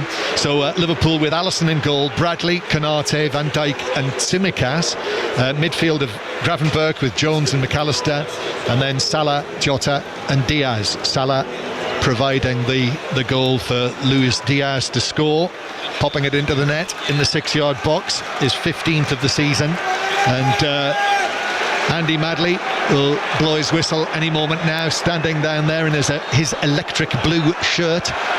He's got his whistle that he dropped in the first half. He blows it, and the second half is underway. Liverpool kicking off, attacking towards the cup, which is down to our right, and Scarles for West Ham is able to volley it away. West Ham, who Kudus on a challenge loses possession, and now Tsimikas is caught right on the edge of the box. Well, he was just about stepping into the penalty area where Todibo made the challenge, and it's a free kick right on the edge of the area. Little shake of the hips from Tsimikas. Wasn't a great deal of contact. Paul Robinson went down, and free kick just outside the area. Just got his ankles clipped, didn't he, Tsimikas, on that left-hand side. Really sharp, quick movement inside. He was going past Todibo, just had his heels clipped. And as you say, it's literally right on the edge of the 18-yard box. Very, very close. So we're underway here at Anfield. Liverpool 1-0 up. Also underway in the other 2 o'clock kickoffs in the Premier League. So Chelsea Ipswich is on Sports Extra, with Ipswich leading 2-0. Wolves 2-0 up on Tottenham, and that is available to listen to online, the BBC radio commentary. But Liverpool have sorted themselves, organised themselves, and this free kick to be played in from near the left corner of the penalty area. So West Ham have got a 3-man wall, and it's driven in, and well saved by Areola. That was heading into the top left corner. Areola was quite close to it, but it was firmly struck by McAllister. Well, welcome back to Stamford Bridge. If you want to continue listening to coverage of Liverpool against West Ham, you can do on 5 Live and of course via BBC Sounds. But we are here watching one of the other 2 o'clock Premier League games this afternoon, and quite an interesting tale is unfolding, because the scoreline is Chelsea 0, Ipswich 2, if you are just joining us here on 5 Live Sports Extra and via BBC Sounds. And Enciso and Johnson with the 2 Ipswich goals in the first half. There is a Chelsea change at half-time. Malo Gusto is on. I think that's the only Chelsea change. Curtis Davis is alongside me for commentary as Chelsea get this second half underway. So they're going from left to right towards the Matthew Harding stand in this second half, and Ipswich shooting towards their supporters, having scored those 2 first half goals and heading for what might only be their 5th Premier League win of the season. But here's Madueke across, it's in! Cucurella scores, and that goal for Chelsea has come in about 20 seconds of this second half. Cucurella inside the 6-yard box, prodding it in, and that is exactly, Curtis Davis, the way that Chelsea and Enzo Maresca would have wanted this second half to begin. Ipswich undone already. And whilst they started the first half really strongly, they've actually got the goal this time. That's the difference. The ball gets out to Madueke, and as he goes 1v1 with Burgess. Burgess just left all ends up. Madueke goes past him, flashes it across, and Cucurella all the way from across the left side finds himself in the middle of the 6-yard box, and it's a tap-in. The pace that's on the ball from Madueke, Cucurella does really well, gets just ahead of Palmer to get the ball into the goal, and yeah, it's brilliant from Chelsea, and yeah, game on. Enjoying the fact that there are Chelsea fans all around us now running back to their seats, having missed one goal and maybe concerned they're going to miss another one here. Chelsea 1, Ipswich 2 the scoreline, but here's Enciso for Ipswich trying to drift it into the path of Johnson on the right hand side. It's cut out, cleared away. Jackson's going to chase after this. Jackson has just poleaxed Dara O'Shea. Rather than going for the ball, he's run into him with his arm. O'Shea's ended up on the floor, and it's an Ipswich free kick. I don't understand what Jackson was trying to do there. If you're trying to shield it and you at least go at chest height, he literally pushes Dara O'Shea in the face. In my opinion, it probably should have actually been a yellow card, because it's quite a dangerous action when Dara O'Shea actually wants to propel his head towards the ball. But yeah, the referee lets him away with it. Very, very strange movement, but yeah, he lives to fight another day without a yellow card. Twickenham's not too far from here, is it? Yeah. And I'm not sure you'd get away with that there either. Yeah, there'll be a sin bin for that. Yeah. So yeah, they don't have that in football yet. The orange cards haven't come about yet, so we're not ready for that. Yeah, we've got the pink though today with Ipswich's strip, and they're in possession on the halfway line here with Clark, who's tried to go between 2 in terms of Caicedo and Fernandes. And they've kept the ball, the visitors, with Cayusta, who sends it back for Burgess, crashes a long ball into the channel on the far right-hand side, headed away by Chelsea's goal scorer Marc Cucurella. 5th Premier League goal of this season for Marc Cucurella, and considering he didn't score in the Premier League for 2.5 years, he's becoming quite a regular contributor now to Chelsea's score sheet. Well, he's going to need to be, because as we said, those two that we spoke about before haven't managed to do it, and they're going to need goals from anywhere they can get them. And if Cucurella, with his role, the way that they play, even though they play a back four, they roll into almost a back three, and he's the one that's allowed to go forward a bit more. But yeah, Palmer's here on the attack, trying to get them going even more. 3 minutes into the second half, 2-1 Chelsea trail now. Here's Cole Palmer trying to go around the outside of Tuanzebe, then tried to come back on the inside. Tuanzebe, the former Manchester United player, stopped it, but Chelsea get it again.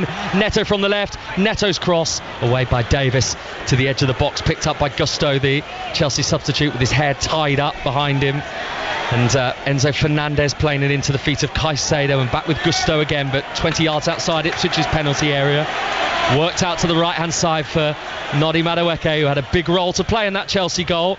Then Gusto's cross is closed down, and then Caesar gets the flick on it to clear it, and then Colwell hits it from the edge of the box. It's blocked. It's back out on the left-hand side with Neto. Helps it down the line for Colwell. His left-footed delivery is too high for Noni Madueke at the back post, and out for an Ipswich throw, and they will want to just catch their breath here. Yeah, they need to take that break. What I said about them not letting Chelsea score just before half-time and making sure that they don't come out with any momentum, then to let them score within 20 seconds of the whistle of the second half, really frustrating. The subs, in terms of Gusto, didn't even have to make an impact yet, and it just started the half the same way. Madueke on the front foot, this time puts in the quality ball. Cucurella gets on the end of it, but now Chelsea are the ones with their tails up again, and Ipswich are just trying to hang in there for this time being. Yeah, this feels very much like the beginning of the game, really. All Chelsea pressure as Neto bursts forward on the left side. Tuanzebe stuck to his task there and forces Neto to go backwards for Cucurella, but he's got the pass infield for Caicedo, and Caicedo slips it in for Cole Palmer. Palmer's dancing his way through, and then eventually he can't make his way past Tuanzebe, who had already seen Palmer breeze past a couple of his teammates, so didn't want to become the third member of that. Yeah, great feat by Palmer. Just as he received the ball in the box, turned really well, faced up, probably too close to his feet to get a shot. Chopped again, couldn't quite get it. Tuanzebe did really well just to get his arm across, stronger enough, but Chelsea's still on the attack here. And the rain is falling at Stamford Bridge, and I don't think I've seen rain for about 2 weeks. It's not good when you haven't walked your big coat either. No. I had a sense there might be a chill in the air today. The sunshine has disappeared, so we're going to have a pitch that is going to have a slight slick feel to it now as Chelsea win a corner, and they have dominated the 6 minutes of this second half so far. I haven't been able to give you the teams so far, so let me quickly give you the Chelsea team before the corner here. Sanchez in goal, Gusto's come on for Tosin at half-time, Chalobah, Colwell, Cucurella, Caicedo and Enzo Fernandez, and Palmer with Madueke and Neto on the wings, and Jackson through the middle. I'll give you the Ipswich side in just a moment, but we're going to see this Chelsea corner first from the right-hand side. There's plenty of those in blue inside the box as it's deep towards the back post, headed away by Dara O'Shea, who continues to command that Ipswich penalty area. The Irishman is Gusto for Chelsea, halfway inside Ipswich's half, at the feet of the cog really of Chelsea's midfield, Enzo Fernandez. To the right for Neto. Neto swings it in with his left foot, headed away by Morsey to the feet of Chalobah. Now with Cole Palmer still looking for that elusive Premier League goal. Back in by Neto, deep towards the far post. It's off Colwell. It's behind for a goal kick. He is absolutely convinced it should be a corner. He's running back to his defensive position, but en route he's diverted in the direction of Stuart Atwell, the referee. Well, he already feels he should have had one in the first half that he didn't get. Gave the ref benefit of the doubt, and yeah, this time he wasn't going to let the ref away with it. But yeah, he's doing it the right way. He's running back to his position. He wasn't approaching the ref and getting in his face. So yeah, I can accept that. So Ipswich with the ball on the halfway line. Alex Palmer in goal for them. Tuanzebe, O'Shea, Burgess and Davis, and then Ben Johnson, who's almost playing as a right wing back really. And Morsey and Cayusta in midfield, and Clark and Enciso supporting George Hurst. Remember, Liam Delap is on the Ipswich bench, but Kieran McKenna saying pre-match that their leading scorer is 12 Premier League goals this season. that he's fortunate really to even be on the bench today, because he has taken a pretty hefty whack to his ribs in recent days. It's an interesting point, but let's talk about De Palma here. Yeah, we'll come back to that in a moment, because this is Gusto for Chelsea. Cucurella, their goal scorer, out to the far left-hand side for Neto, running infield, shooting right-footed at the near post, and going down onto one knee to collect it, Alex Palmer. Yeah, easy save for Palmer there. A decent pace on the shot from Neto, but straight out Palmer easily collects it. But going back to Delap, when you talk about somebody having a really bad bruised ribs, and if he wasn't the type of character he was, he wouldn't be on the bench. I totally understand it. But what point are you actually ever going to bring him on in the game if he's got injured ribs? Here's his replacement, George Hurst. Hurst shooting. Oh, it's just wide of the post from George Hurst.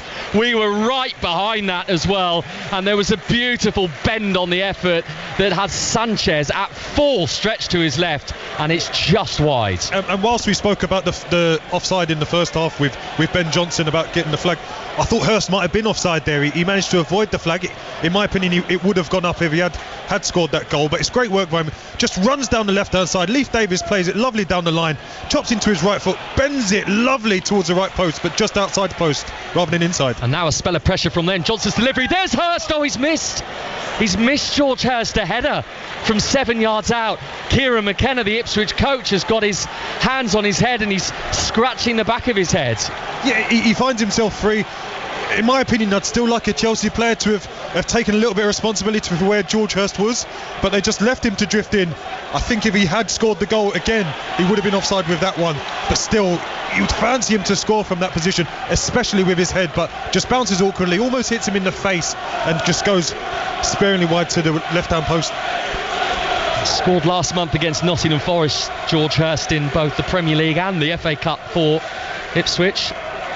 And many years ago, his dad scored quite a big goal for Sheffield Wednesday, David Hurst, in a League Cup semi-final against Chelsea, which took Wednesday to the final back in 1991. Pedro Neto down the left for Chelsea, cross to the far post, too much on it, and it drifts out towards the opposite side, the right, where Madueke picks it up. Chelsea 1, Ipswich 2, the scoreline. Here's Cole Palmer, though, trying to get Chelsea back on level terms. Palmer shoots after a little 1-2. The interception by Burgess, but Chelsea keep the pressure on again. Firm header from Cucurella to win it. Madueke, right side of Ipswich's penalty area, puts his foot on the ball, gives it to Enzo Fernandez in field for Gusto. With 10 minutes into the second half here at Stamford Bridge, with the scoreline Curtis Davis of Chelsea 1, Ipswich 2. Yeah, but all exactly the same as the first half. Chelsea domination. Obviously, the couple of chances from Hurst probably offside, but Fernandez, what a pass just out of the reach of Cucurella. Could have been on the end of another delivery from that right-hand side to score his second goal of the game. Yeah, Enzo with a great run. Madueke just rolls it down the side, and Enzo, without taking the touch, just whips it straight across. And even though Palmer's right there, it's that quick, he can't really get out to it, but Cucurella couldn't quite get onto it, and it was just past Neto at the back post as well. Well, this Chelsea team have been beaten here twice this season. Manchester City did it on the opening weekend of the campaign, and their near neighbours Fulham on Boxing Day secured a late win here as well. And the scoreline at the moment is Chelsea 1, Ipswich 18th in the Premier League 2, as Jackson takes it off to Anzebi on the edge of Ipswich's penalty area for Chelsea. Palmer shoots. It's not happening for him at the moment. It's repelled as far as Cucurella. Then Caicedo collects it 10 yards outside Ipswich's penalty area, and they've worked it, Chelsea, from the left out to the right hand side for Noni Madueke. Back in field for Neto. Neto shapes to shoot right at the chest of Alex Palmer, the Ipswich keeper.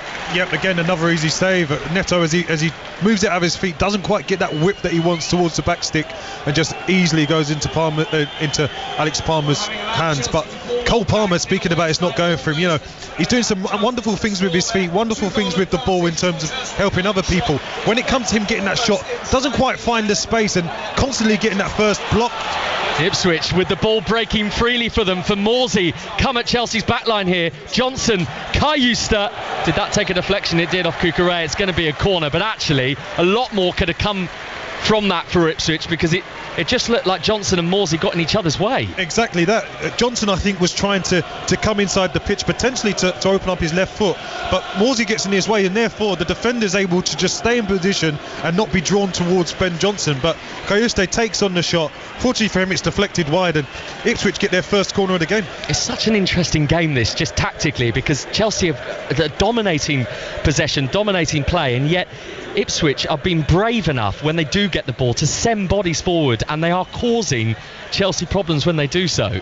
They are, because again, the transitions that they had in the first half, they created 3 or 4 chances for them, took 2 of them, so they've got to be buoyed by it. Now there's a transition from Chelsea going forward, 7 running forward. Yeah, and it's come from a Leif Davis Ipswich corner as Gusto pushes it on for Neto, and over there quickly to Anzevi to block off the potential of Chelsea utilising one of those 7 that were absolutely bombing forward towards Ipswich's penalty area. They were, and with the pace they had amongst those 7, you thought it was going to happen, but fair play to those Ipswich players. They never gave up on it, run back in their numbers, and fortunately for them, Tuanzebe able to get the touch on Neto's ball, which stops that transition in, and nearly, with Enciso receiving the ball, put them back on a transition towards Chelsea's goal. Well, Ipswich, who have beaten Chelsea once already this season in December, give the ball away through Leif Davis, and Kayusta is looking at him and saying that was a mistake, and they're exposed now. Davis is out of position, Palmer slipping it in for Madueke. Madueke is actually offside, so Ipswich, and in particular Leif Davis, are getting a bit of a reprieve here, and they're all their mates again now. Davis and Kayusta, a little high five.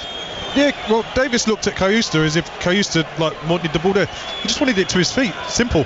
Give it to his feet, help him out. And I'm just seeing that as Leif Davis has made that pass, Connor Townsend now is about to come on the pitch. Whether or not that's coincidence or not, I'm not sure. But Connor Townsend seems to be getting himself ready to come onto the pitch. Might be a change of shape, might be a back 3. You never know. You never know what they're going to do. But yeah, I think Connor Townsend's going to come on the pitch. Yeah, and Leif Davis has just given a little glance, the Ipswich left back, over to the bench and seen the left back who challenges him for his position putting his shirt on. So I think Leif Davis might be fearing the worst here, as Clark is sent tumbling to the ground by Gusto, and it is an Ipswich free kick, and it is on the left wing and inside the final third of Chelsea's half here.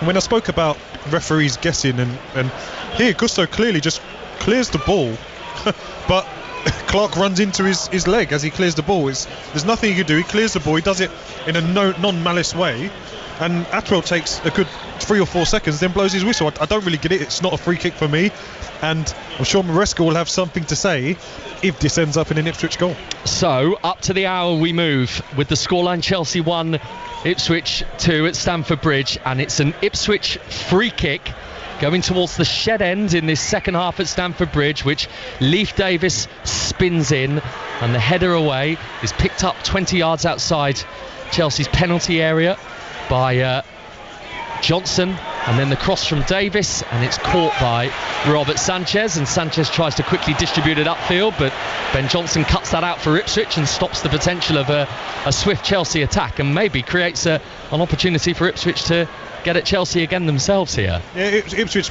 compose themselves, but I think it's the right thing to try and play forward quickly. But now Chelsea on the attack again, and even numbers 4v4. Madueke running at Davis. Madueke fouled before he played the pass there by Sam Morsey, I think it was, who has stopped him with a, dare I say it, typical Sam Morsey challenge. Chelsea free kick, and indeed the Ipswich change is happening, and it is the change that Leif Davis was fearing, because he is coming off and Connor Townsend is on for him. I don't know if it's a psychology one, but he's having a slight limp now as he's coming off. So whether he was injured or whether or not it's I'm getting subbed, so I'll pretend I'm injured. I don't really know, but yeah, Leif Davis could put a really good ball in there just from that free kick. Could have ended with an assist, which might have changed his manager's mind. I know it's very rare that you were ever taken off, Curtis, in your playing career, but when you were, have you ever done a little limp? No. Okay. Usually, if I was dragged, it's usually at half time. So, as a defender, it's like you've not been good enough, you're coming off at half time, or you're coming off because you're coming off for a striker or something. Yeah. So, sometimes you have to accept it. You accept your medicine. Just make sure you're not that bad the next game. But Leif Davis has done well for his team, and I'm sure Connor Townsend is just that fresh energy that they need to see the game out. Yeah, so he's high-fiving everybody who is in that Ipswich technical area, just down to our left-hand side, and he's taking his seat in one of those comfy plush blue Chelsea bench seats. And Chelsea, with the free kick, make a real mess of it. Gusto apologising. He's absolutely thrashed that forward, way out of the path of Madueke, and out for a goal kick to Ipswich. Yeah, he's got lead in his boots. I don't know what that was. Just a moment of madness. I think he just a bit lazy, really. Didn't move his feet. Just tried to play it to Madueke by standing still and end up lifting it just past Madueke. But yeah, just you don't want to give Ipswich any momentum, be it from little mistakes like that, from letting them have little shots. You need to keep that pressure up that they've had in that first 10 minutes and make sure that you're putting those pressure on that Ipswich are going to have to defend for their lives to make sure that they keep the 3 points, let alone a point. There's been a couple more goals at Molineux to tell you about. Tottenham got one back against Wolves through Matthias Tell, but Wolves have gone up the other end and scored a third themselves through Jurgen Strand-Larsen, who's been in fine fettle in recent weeks for Wolves in the absence of Matheus Cunha. So it's Wolves 3, Spurs 1 now at Molineux, and Liverpool still leading West Ham by a goal to nil as they inch their way closer to that Premier League title. Both of those games are live on 5 Live. Liverpool West Ham online if you want Wolves against Spurs, and we're on Sports Extra and BBC Sounds here with Chelsea 1, Ipswich 2 the scoreline, but Chelsea with the ball on the edge of the box with Madueke, who's running across the edge of the penalty area, on for Caicedo, who's helped it on for Neto, who's worked it onto his right foot, back onto his left, but Ben Johnson is making sure that there isn't really an opportunity for Neto to cross it. Eventually he has got the cross, and it's over Enzo Fernandez's head and out of play for a goal kick. Yeah, it's good work. It's that those nearly moments. It's Madueke as he drifts in. Can he take the shot on? No. Moves it on, and then by the time that next chance comes, it's a little bit forced. But yeah, Chelsea still on the front foot. Ipswich still well in this, still defending really well and not allowing those moments for Chelsea to cut them open properly. But yeah, Chelsea just have to keep this up and stop Ipswich getting any kind of momentum in this game. Well, Chelsea, who began the day in 6th because of the wins for Manchester City and Aston Villa yesterday in the Premier League, and they're not moving with this scoreline as we move into almost the 20th minute of this second half. And despite piercing Ipswich 20 seconds into the start of the half, they haven't managed to find another goal, Chelsea, so they're still 2-1 down against Ipswich. And the visitors in possession with Burgess, their tall Australian centre-half, and forward it goes for Jack Clark. Jack Clark scampering forward up to the edge of Chelsea's penalty area, lays it off, and Ciso hits it, and it's right at Sanchez. Didn't have any power on it. Yeah, again a great area where you'd like to see Ciso on that of all people, but he just probably too far away from him, so as he tries to wrap his foot round it, couldn't quite get the power that he wanted, ends up straight into Sanchez's hands. But yeah, another flash warning of what they can do in the transition, and particularly when you're having Ciso almost, let's say, I know people don't like this word, but cheats in those areas where he can kind of float a little bit more, but when he picks up those areas he's often dangerous. Caicedo forward for Cucurella. Palmer moving forward. Morsey got a piece of the ball. Palmer crumpled heap inside the penalty area, holding his left ankle, but Stuart Atwell didn't indicate that there was a foul there, and Chelsea get it back off Ipswich again with Palmer only just getting to his feet now. Colwell on the left wing. Further still to the left hand side is Neto, teed up for Cucurella on the edge of the box. Here's Gusto. They're trying to work the space. They're moving the ball with speed here, Chelsea, but can they break through? Gusto gets it back off Madueke on the overlap. At the near post is Jackson, who comes and retrieves it, and then Jackson gets the corner off the shins of the Ipswich defender Burgess. Yeah, well worked. Again, Gusto, a lot of energy there, plays it to Madueke, runs round him. As he reps it into the front post, Jackson realises that his run's taken him just past the front post, does the right thing, rather than taking on the shot from an unrealistic angle, takes a touch and wins inside the corner. But Stuart Atwell was about to book Palmer now because he's had a few words with him after Morsey's tackle. I've watched it back and I don't think Morsey gets the ball, so I think he's within his rights to have a little bit of a moan, but maybe went a little bit too far from it. But I think that's him showing his frustrations, not only with that tackle but also with trying to get this goal back, and particularly get a goal for himself as well.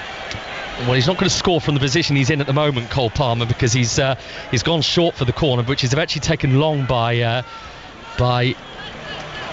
Pedro Neto it was who delivered it, and Ipswich clear up to the halfway line where Malo Gusto retrieves it. Jadon Sancho is about to come on for Chelsea.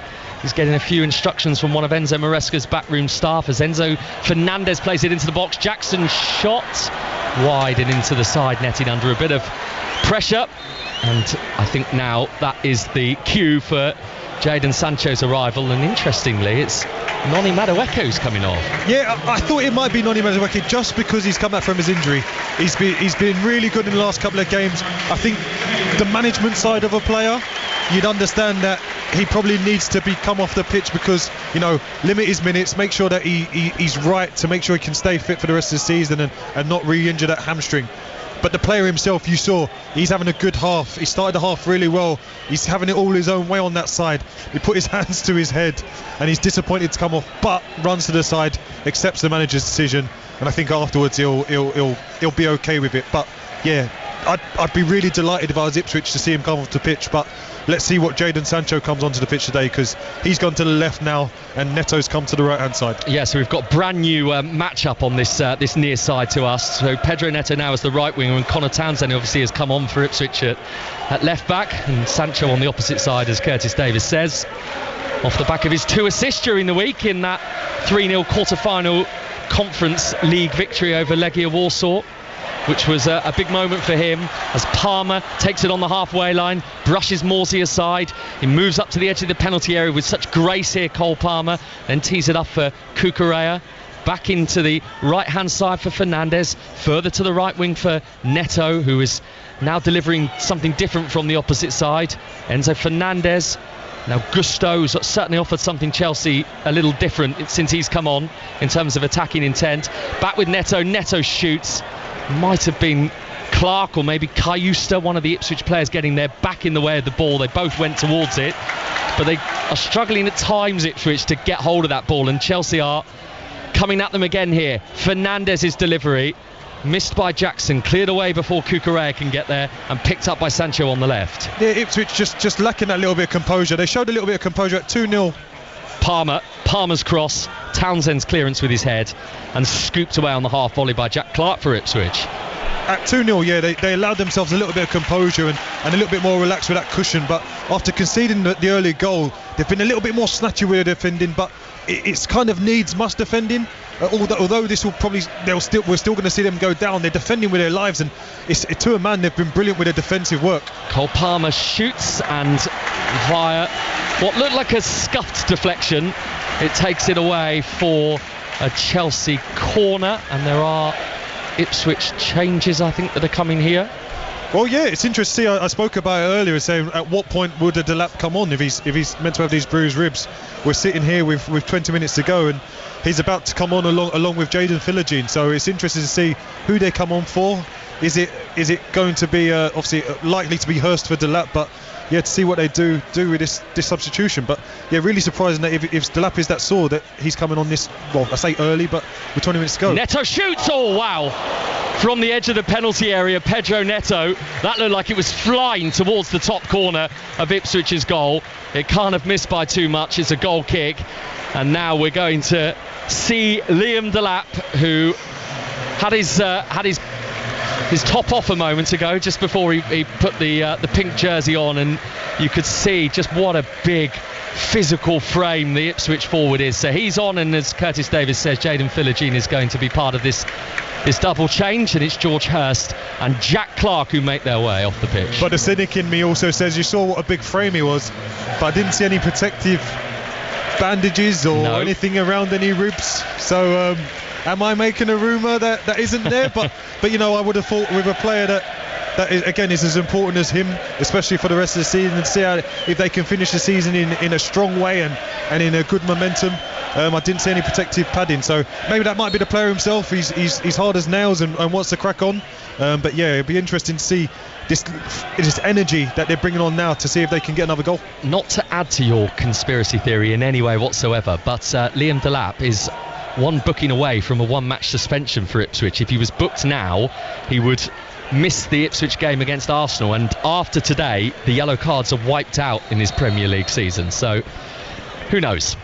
Yeah, well, that's it. Yeah, but depending how the game goes, he's not going to change the way he plays. I think he plays on the edge of the game in terms of he's a big, strong boy with obviously great quality. But if he needs to put himself about, he will do, and he'll let those Chelsea defenders know that he's there to make mean business, even if he's got a sore rib. So he's coming into the game with 19 minutes to play, and with the scoreline, Chelsea 1, Ipswich 2. The goals in the first half for Ipswich from Enciso and Johnson. The response from Chelsea right at the beginning of the second half with Cucurella. But Chelsea haven't quite managed to find their way in this game, to work their way back into it. And there's a pause here because Enzo Fernandez and Jayden Philogene have gone in for a tackle on the halfway line, a completely legitimate fair one, but Philogene looks like he's feeling his right knee, Curtis. Yeah, at first I'm glad, having watched it back, there seemed to be a clash of knees. So yeah, oh no, it's actually not a clash of knees, no. I think he's maybe tweaked his knee because he was caught on the edge of his toe and maybe tweaked his knee. Sometimes you open up your medial ligaments, which can be quite sore. He seems to be limping along, but might be okay. They've sent players out to warm up in case he's not, but he wants to get on with it. It's not one that they've had to have too long with him. He seems okay, but I think he's gonna crack on and give it a go. But if not, Connor Chaplin looks ready to come on and take his place. If not, he's not moving that well at the moment, Jayden Philogene, but he'll want to just try and get a bit of movement back into that leg again. He's sort of skipping around at the moment, with Chelsea moving the ball away from him. Not that he's much of a barrier. He's gone down now. He's going to have to come off Jayden Philogene as Chelsea move it with Sancho on the left. Sancho's across and Fernandez there, and Fernandez with a bit of defending from Connor Townsend, who's getting a pat on the back of the head from all his fellow defenders there, Connor Townsend, because his touch to get there ahead of Enzo Fernandez was absolutely crucial.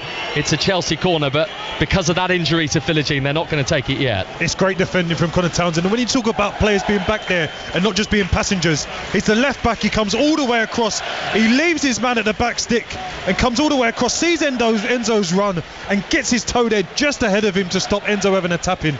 Well done, Connor Townsend. Great defending. Keeps Ipswich 2-1 in the lead. And unfortunately, we see Philogene laid in the middle of the pitch. And as I said, those ones when you catch your toe, that it can open up the medial ligament. And yeah, it looks a sore one. And it's going to be Broadhead, not Chaplin, that comes on for him. But really frustrating. Just come on. Was just looking to stretch the game. And yeah, unfortunately for him, he sees an early substitution back off. Yeah, so this is a real shame for Jayden Philogene. He'd only been on the pitch for about 2 minutes, but he's lying down in the centre circle at the moment, and he's holding his right knee, so he is in a lot of pain. And Ipswich, of course, having brought on Connor Townsend and then separately brought on Delap and Philogene, this is their last substitutes window, as it were. So they're going to make 2 changes here, Kieran McKenna. So it's not just Broadhead who's coming on. Jack Taylor, the Irish midfielder, is going to get some minutes here as well. So Philogene cannot put any. He's on his feet. He's got Ipswich medical staff members either side of him. His arms are draped around the shoulders of both of them, and he just cannot put any weight through that knee at all. Yeah, as a player and as a player that likes Jayden Philogene, what he brings to a team. He obviously was a January signing that they were trying to kick on and to help them stay in the league. It hasn't quite worked out for him, but you know, today he's really unlucky. He literally only got on the pitch. An honest tackle, you know, both of them went for the ball, and it wasn't the knee clash that we thought it was. The fact that he caught the toe tells you that it's more serious. If it was a clash of knees, sometimes you can run off a bruised knee, but unfortunately for him, he's having to go straight down the tunnel to get treatment. But fingers crossed that's not too bad. And we've also seen Enciso come off for Taylor, and Enciso's been brilliant for them today in terms of the transitions. He's always been a part of all of them, and yeah, as Ipswich try and see this game out now. Yeah, so finally that Chelsea corner can happen now with the scoreline still Chelsea 1, Ipswich 2. It's from the left-hand side. It's drifted up towards Chalobah. Chalobah wins the initial header, and then Alex Palmer comes and claims it and then lies flat on his stomach with the ball tight to his chest just to eat up a few seconds, and we are in the final 14 minutes of this game. And as it stands, a very damaging scoreline for Chelsea and their Champions League hopes. We know top 5, that is confirmed now, will get you a place at Europe's top table next season, but there is a cluster of clubs who are in the mix for it, and Chelsea are missing their opportunity here. But there's still time on their side, and they breeze forward with Enzo Fernandez, shoots from the edge of the box. Palmer low to his left takes it, the Ipswich goalkeeper. Again, Palmer's had to make a lot of saves today. A couple in the first half were good saves that kept him in it, particularly the header from Colwell in the first half, but that one was a routine save again. Enzo drives forward, probably should play Neto and then wait for the ball to come back to him, takes it on from 20 odd yards, and yes, easy save for Palmer again. Are they closing in Ipswich on more Premier League away points? 65% of Ipswich's Premier League points this season have come on their travels, and if you're into your stats, there are only 2 clubs in Premier League history that have collected more points across the season in terms of a percentage away from home than Ipswich are on course for right now, and obviously they're potentially going to add to that today as Delap picks the pocket of Pedro Neto, not too far outside Chelsea's penalty area, into the box he goes. Chalobah challenges him, it's going to be a corner. Kieran McKenna on the edge of his technical area, hands up in the air, applauding his forward for his hard work in getting that Ipswich corner. Yeah, you said it right, he just pickpocketed it. There was a bit of confusion between the 2 defenders in Neto and Chalobah, and then Liam Delap just drives away, but Chalobah manages to get his shape and makes a really good tackle in the end to stop Delap. Ended up having a shot on their goal. Curtis Davis with us here for commentary on 5 Live Sports Extra, as the Ipswich corner in front of their visiting supporters is swung into the edge of the 6-yard box. Caicedo's header away, and then Townsend just about gets his head on the ball, and the ball bounces out to this left side towards Johnson. Jackson jumps ahead of him to win it for Chelsea on the right wing. Infield for Palmer. Palmer's pass forward, it ricocheted up off Taylor. There was a shout for handball from a few Chelsea fans around us. Palmer's got it again for Chelsea. He sees the whole picture. Left-footed pass towards Cucurella. He leaves it for Fernandez. Fernandez in for Sancho. Here's Cucurella. Square pass put behind by the left boot of Dara O'Shea. Chelsea corner. Chelsea 1, Ipswich 2. Another corner. This will be the 10th corner for Chelsea. Still haven't managed to make one work yet, and they've taken this one short really quick. Short to the edge of the box. Sancho curls it! Oh, what a screamer from Jadon Sancho! That is unbelievably good. Sancho's collected the ball on the edge of the box, and he has put that right in the top corner where the owl sleeps, as they say in some countries. Sensational from Jadon Sancho. He hasn't had too many sparkly moments like that in a Chelsea shirt, but that is a splash of Sancho of the past, and it's Chelsea 2, Ipswich 2. And I've just given the opposite of the commentator's curse. As they take the quick corner, it's got to take something special with this Ipswich team putting everything on the line to defend. But it's a simple corner, played out, there's 2 out there, and Morsey goes out on his own. As he goes to Sancho, and he's on the left-hand corner of the box, and he just opens his body and just whips it into that top right-hand corner. Palmer absolutely no chance. Fair play to Jadon Sancho, but now Chelsea fans off their feet, trying to roar their team on to go and get the full 3 points. His first goals in the Premier League, Jadon Sancho, since early December, and there was a big grin on the face of the Manchester United loanee, having scored a goal of that quality, and Stamford Bridge erupted with noise that feels like they believe now they can go on and win this game, Chelsea, as we move inside the final 10 minutes. Yeah, they're going to keep going for it. They've obviously got to go pedal to the metal and try and get this 3rd goal to win the game, but they still need to make sure that on these transitions, we've seen what Ipswich did to them in the first half. With the fresh legs of Delap, Taylor, Broadhead, all in the team now, they need to make sure that whilst they want to get that 3rd goal, they don't leave themselves open to the counter-attack. Here he is again, Sancho for Jackson. Jackson on the left wing. Jackson's cross, awkward from O'Shea. He's trying to rectify his error to stop it going behind for a corner. He did just about do that, Dara O'Shea, but at the cost of a throw to Chelsea, as there's 2 balls on the pitch here, so the referee's going to have to stop play. He's going to allow things to continue, even though an Ipswich player has kicked the ball out while the game is continuing. That was a bit of an odd one. Here's Cole Palmer. Sancho on the left. Sancho full of beans now with Caicedo. Caicedo was winding one up as if to say, whatever you can do, Jadon Sancho, I fancy as well, but it's blocked. I would have liked to have seen that gone through, because the connection on it was solid connection, looked like it was going straight as an arrow, but it was a big block, I think, from Dara O'Shea again, who's been, listen, there's been 2 goals conceded, but he's stopped a lot of things. He's been brilliant today, and he's been a big difference in whether it could have been 2-2 or 4-2 or 5-2 to Chelsea. But 2-2 is the scoreline, but it was 2-0 Ipswich, and unlike in December when they last met, these 2, Ipswich have been unable to hang on to the advantage they had. And here's Enzo Fernandez with Chelsea buoyed by that Jadon Sancho goal. Gusto from the right wing into the box of Neto, turns, chips it up to the far post. Cucurella with the downward header, and out it goes by Burgess. But really now, Curtis Davies, from an Ipswich perspective, it is 11 men behind the ball, and most of those 11 men are halfway inside their own half, as Chelsea collected again in by Enzo Fernandez, headed away by Dara O'Shea, who seems to be on the end of absolutely everything. And finally a bit of a break for Ipswich as Liam Delap collects it, wants to run down the left channel, gets away from Chalobah. He's sat Trevor Chalobah down, and he's kept going down this left hand side. Now Enzo Fernandez is over there, gives him a little nudge. Delap's won a corner. How good is that from Liam Delap? Such brilliant work. And when I talk about the brilliant work, it wasn't just the case that he was strong and powerful to run forward. It's the intelligence of the little touch, the subtle touch that he takes. When he starts Chalobah, he takes it back as if he's going to play it backwards, takes it back past him, and knowing that he probably hasn't quite got the energy to get past Neto again, just smashes it off of him and earns his side a corner late on this game. And could we see Ipswich take the lead again? Well, we've had a few twists in this game already, haven't we? What about one here with the scoreline? Chelsea 2, Ipswich 2. The corner from Ben Johnson up towards the far post. There's the header right at the goalkeeper Sanchez. There was a cluster of Ipswich players lurking on the edge of that 6-yard box, and Sanchez making the save. And I think it was O'Shea again who got his head to it, but unfortunately a clean contact but straight at Sanchez. But Chelsea have given it straight back to him. Yeah, Broadhead down the left wing. Broadhead blocked by Caicedo. Another Ipswich corner. And now it's those Ipswich fans again who are refinding their voice in the shed end behind the goal that Ipswich are attacking in this second half. Couple of quick consecutive corners here for Kieran McKenna's team. They've played their part, haven't they, the Ipswich fans? They've been up off their feet. They've made it really interesting. They've got right behind the team, and it's made for an interesting game. But Ipswich aren't out of this. With these chances coming up late on, they've got a little bit of momentum.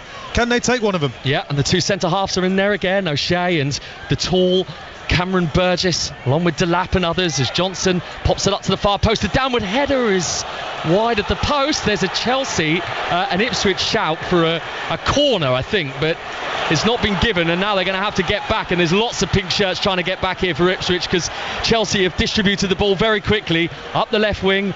It's Jadon Sancho, Cucurella on the overlap. Cucurella bashed into by Morsey. Free kick and a probable yellow card coming the way, I think, of the Egyptian. Indeed, it is a booking from Stuart Atwell for Sam Morsey. Really interested to see whether Chelsea do throw anyone on. You know, they've obviously got some decent players on the pitch as it is, but whether they go for it and maybe take off one of the defenders and go all out. But yeah, Enzo Maresca doesn't seem to be looking round at anyone. Nobody seems to be warming up. Seems to be quite happy with what he's got. So yeah, let's see how these last 5 minutes plus stoppage time play out. It's been a really, really good game. 2 first half goals from Ipswich, 2 second half goals from Chelsea. Enzo Maresca is thinking about possible changes here. Christopher Nkunku it is, who is hastily getting his jersey on in front of us, the Chelsea substitute, but not before this Chelsea free kick, going from left to right in this second half. 2-2 the scoreline. Neto left-footed, Chalobah over the bar, down into the ground and over the bar. Did somebody get a touch on that? Did Palmer get a save on it? It's a corner. Yeah, I'd like to say it's a really good save, but he's got to score. He has to score. Once he gets his head to this, he's about probably 3 yards out at the right backhand post, and somehow he manages to head it from how high he is, be it 7 foot high up in the air. He heads it down to the floor, which allows Palmer to make the save. Does really well to get across, but he should be scoring there. Short corner given to Palmer. Now Malo Gusto for Chelsea. 2-2. Palmer swinging it in, left-footed. Nice bit of depth on that, off Burgess's head, and behind for another Chelsea corner. And we are in the final 4 minutes plus stoppage time to go here. Corner number 12 for Chelsea. They just keep on coming, but yeah, it's really, really frustrating for Chelsea, but they've got to keep going, got to keep Palmer from distance over the top of the bar. It was a bit of a pile driver from Palmer, rising and kept on rising, and behind it goes for a goal kick. And now off the ball, there's a bit of pushing and shoving between Nicholas Jackson, who has just pushed Alex Palmer, the goalkeeper, down to the ground there. I'm not sure what that was about. I don't really understand why Nicholas Jackson is getting involved with the goalkeeper. The goalkeeper's coming out to say something to his defender, and he's acting as if go take the goal kick. You don't have to go and push him yourself. The referee will tell him to get back in his position. He always takes the initiative to take it upon himself. He did it earlier when he he went and pushed Dara O'Shea in his face. Probably should have been booked for that. Got booked, and now he's been substituted for Nkunku anyway. And yeah, really bizarre moment. Don't know if it's frustration from himself not being able to get the goal. Looks a dejected character considering his team are back in the game. But yeah, there'll be high frustration from him from still not being able to score since the back end of last year. He's got his head bowed actually, and he's just sort of sat down quite angrily into his seat just in front of us, Nicholas Jackson. Chelsea 2, Ipswich 2. Big week of Champions League football on the way on 5 Live. We've got Villa against Paris Saint-Germain on Tuesday night for you, with Aston Villa looking to overturn that 2-goal deficit, and then Arsenal at Real Madrid Wednesday evening. Full live commentary of that with their very meaty 3-0 first leg quarter-final lead that they have. Masters Golf to come tonight from 8 o'clock on 5 Live. We've got the Bahrain Grand Prix very shortly, which we will bring you straight after the conclusion of this game here at Stamford Bridge, and then we'll be back for a bit more cricket action here on 5 Live Sports Extra after that in the County Championship. But Chelsea look for a winner at 2-2. Palmer into the box for Sancho. Sancho had 2 players around him, was challenged, then put his arms out, pushed an Ipswich player to the ground, and it is a free kick to the visitors, and they will be pleased with that because time is ebbing away from Chelsea. Yeah, really frustrating one when that happens. Sancho tried to play the cross into the box, just cut inside, but Tuanzebe got the block, and as it went into the air, instead of trying to get his body in the way, he just gave Tuanzebe a little shove. Easy decision for the ref to make. Allows Ipswich to get all the men up the pitch, take another few seconds, and take chunks out of the clock. It was Liverpool 1, West Ham 1. There was a late own goal from Andy Robertson, but immediately Virgil van Dijk in the 89th minute has made it Liverpool 2, West Ham 1. His broad head for Ipswich. Now Delap, he's banged into, and it's going to be a free kick to Ipswich, 15 yards outside the Chelsea penalty area, and it's now Wolves 4, Tottenham 2. So Spurs did make it 3-2 through Richarlison, but Mateus Cunha on his return after suspension has got Wolves' 4th goal there, so that means that not quite, but Ipswich will be right on the brink, I think, of relegation after this. It won't happen this weekend, but I need to do my mathematics if it stays 2-2 here to work out whether it could happen for them next weekend. Are you telling me you didn't bring your abacus? There's no room in this press box for that. In it comes from Morsey, down by Burgess, hit by Taylor over the bar on the half volley. The ball bounced up. He tried to get his foot over it and couldn't, and that was a big chance for Ipswich. 2-2. It almost seemed in slow motion as well. As it's gone up, Burgess does the right thing. He knows he can't score, so he just heads it back into an area. And as Taylor comes onto it, he's all alone, and you expect, just with the quality that he's got, he can't quite get his foot over it. Hits it with power, but just goes slightly over the bar. And yeah, that's a big chance right at the end of the game to try and win the game and take all 3 points for Ipswich. He was the player that scored that big chance. You might remember at Molineux when Ipswich won the game in the very last minute against Wolves a few months ago. Jack Taylor. He wasn't able to get another big winner there.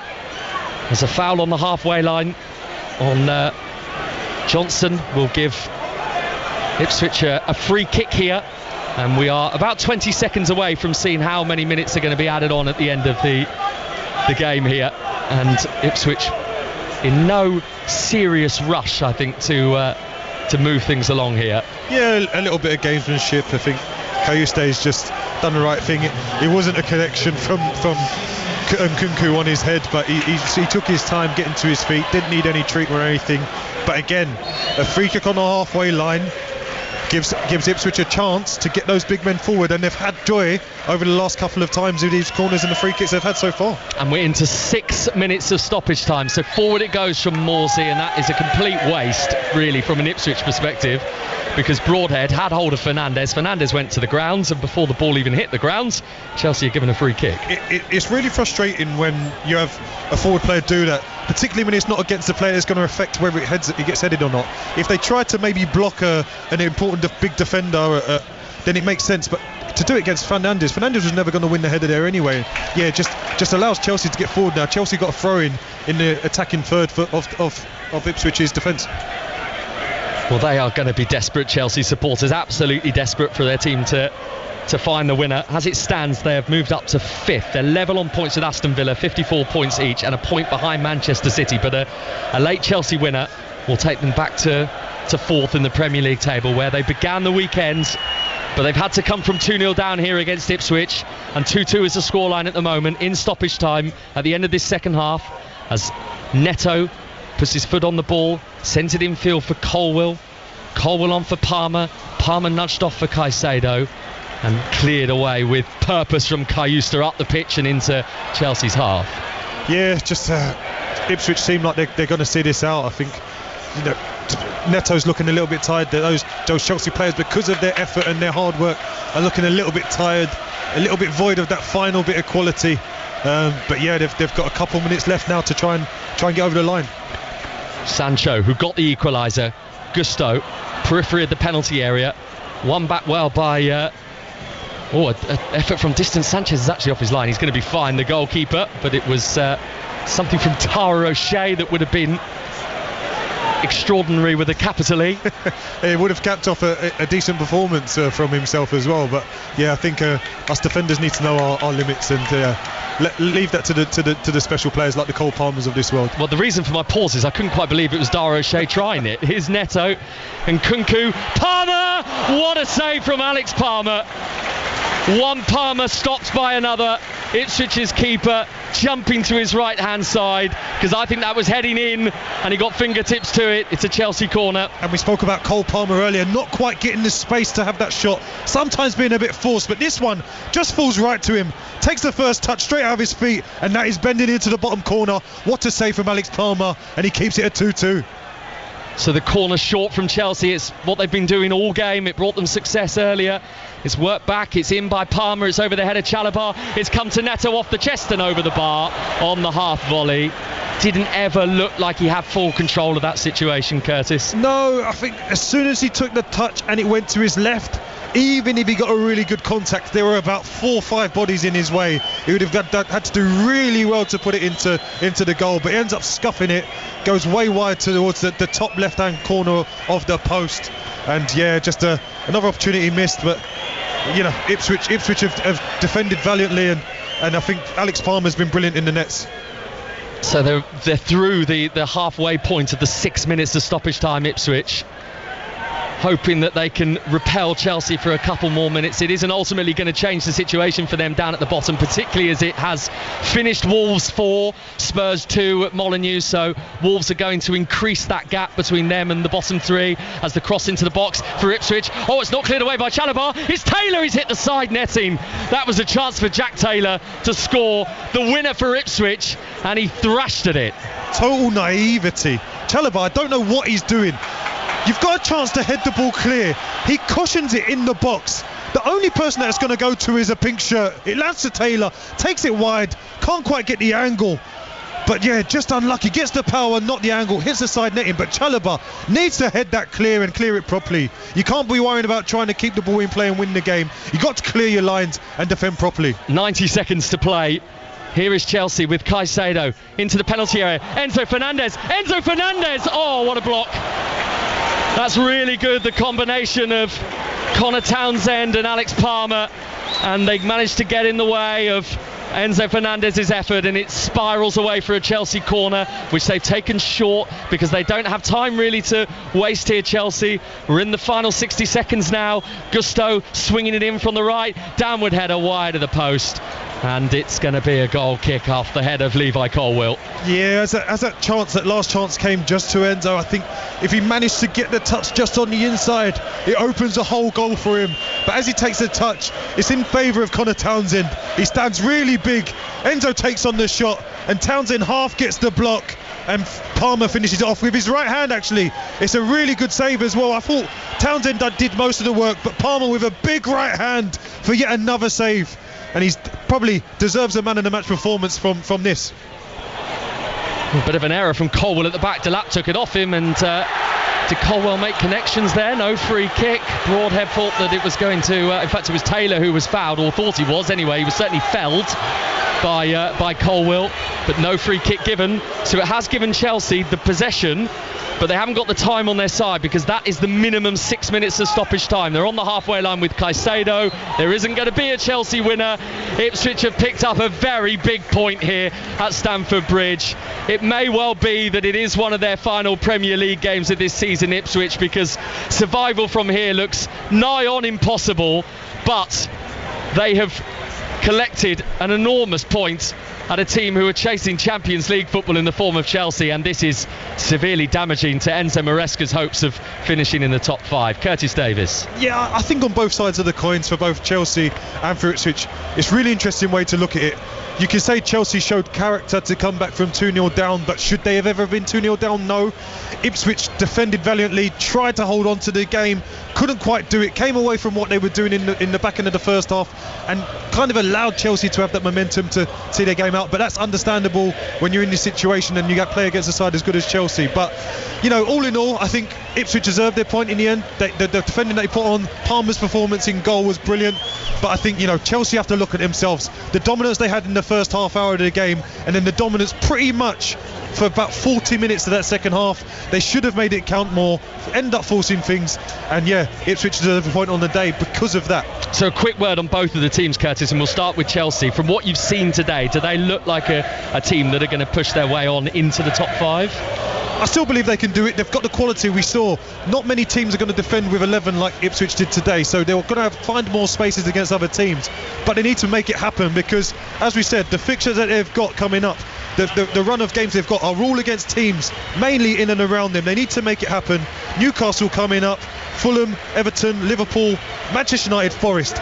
It's in their hands to go and do it, but can they get over the line and get it done? Ipswich, we know they're down, but they can be proud of this performance and taking 4 points off of Chelsea this season. Yeah, that is absolutely extraordinary, really, from Ipswich. A golden statistic in a difficult season. 4 points against Chelsea, the victory in December, the 2-2 draw here today, and even though they are now 14 points from Premier League safety with 6 games to go, it isn't going to happen for Ipswich. Actually, the Wolves win over Spurs means that Wolves are no longer the closest team to Ipswich. West Ham are now in 17th. Wolves have moved up to 16th with their win. Liverpool, with that victory against West Ham United, getting a little closer to the Premier League title. Big week of Champions League football to come on 5 Live. Villa against PSG on Tuesday, Real Madrid against Arsenal on Wednesday. We'll have live commentary of both of those games, and of course there is live golf to come on 5 Live later tonight with Mark Chapman from Augusta, with the finale of the Masters from 8 o'clock. Curtis, as always, an absolute pleasure. Thank you very much for being with us today. Thank you very much, mate. Top man. Curtis Davis, former Premier League defender, with us here on 5 Live Sports Extra. And from Stamford Bridge, we take you to Bahrain for the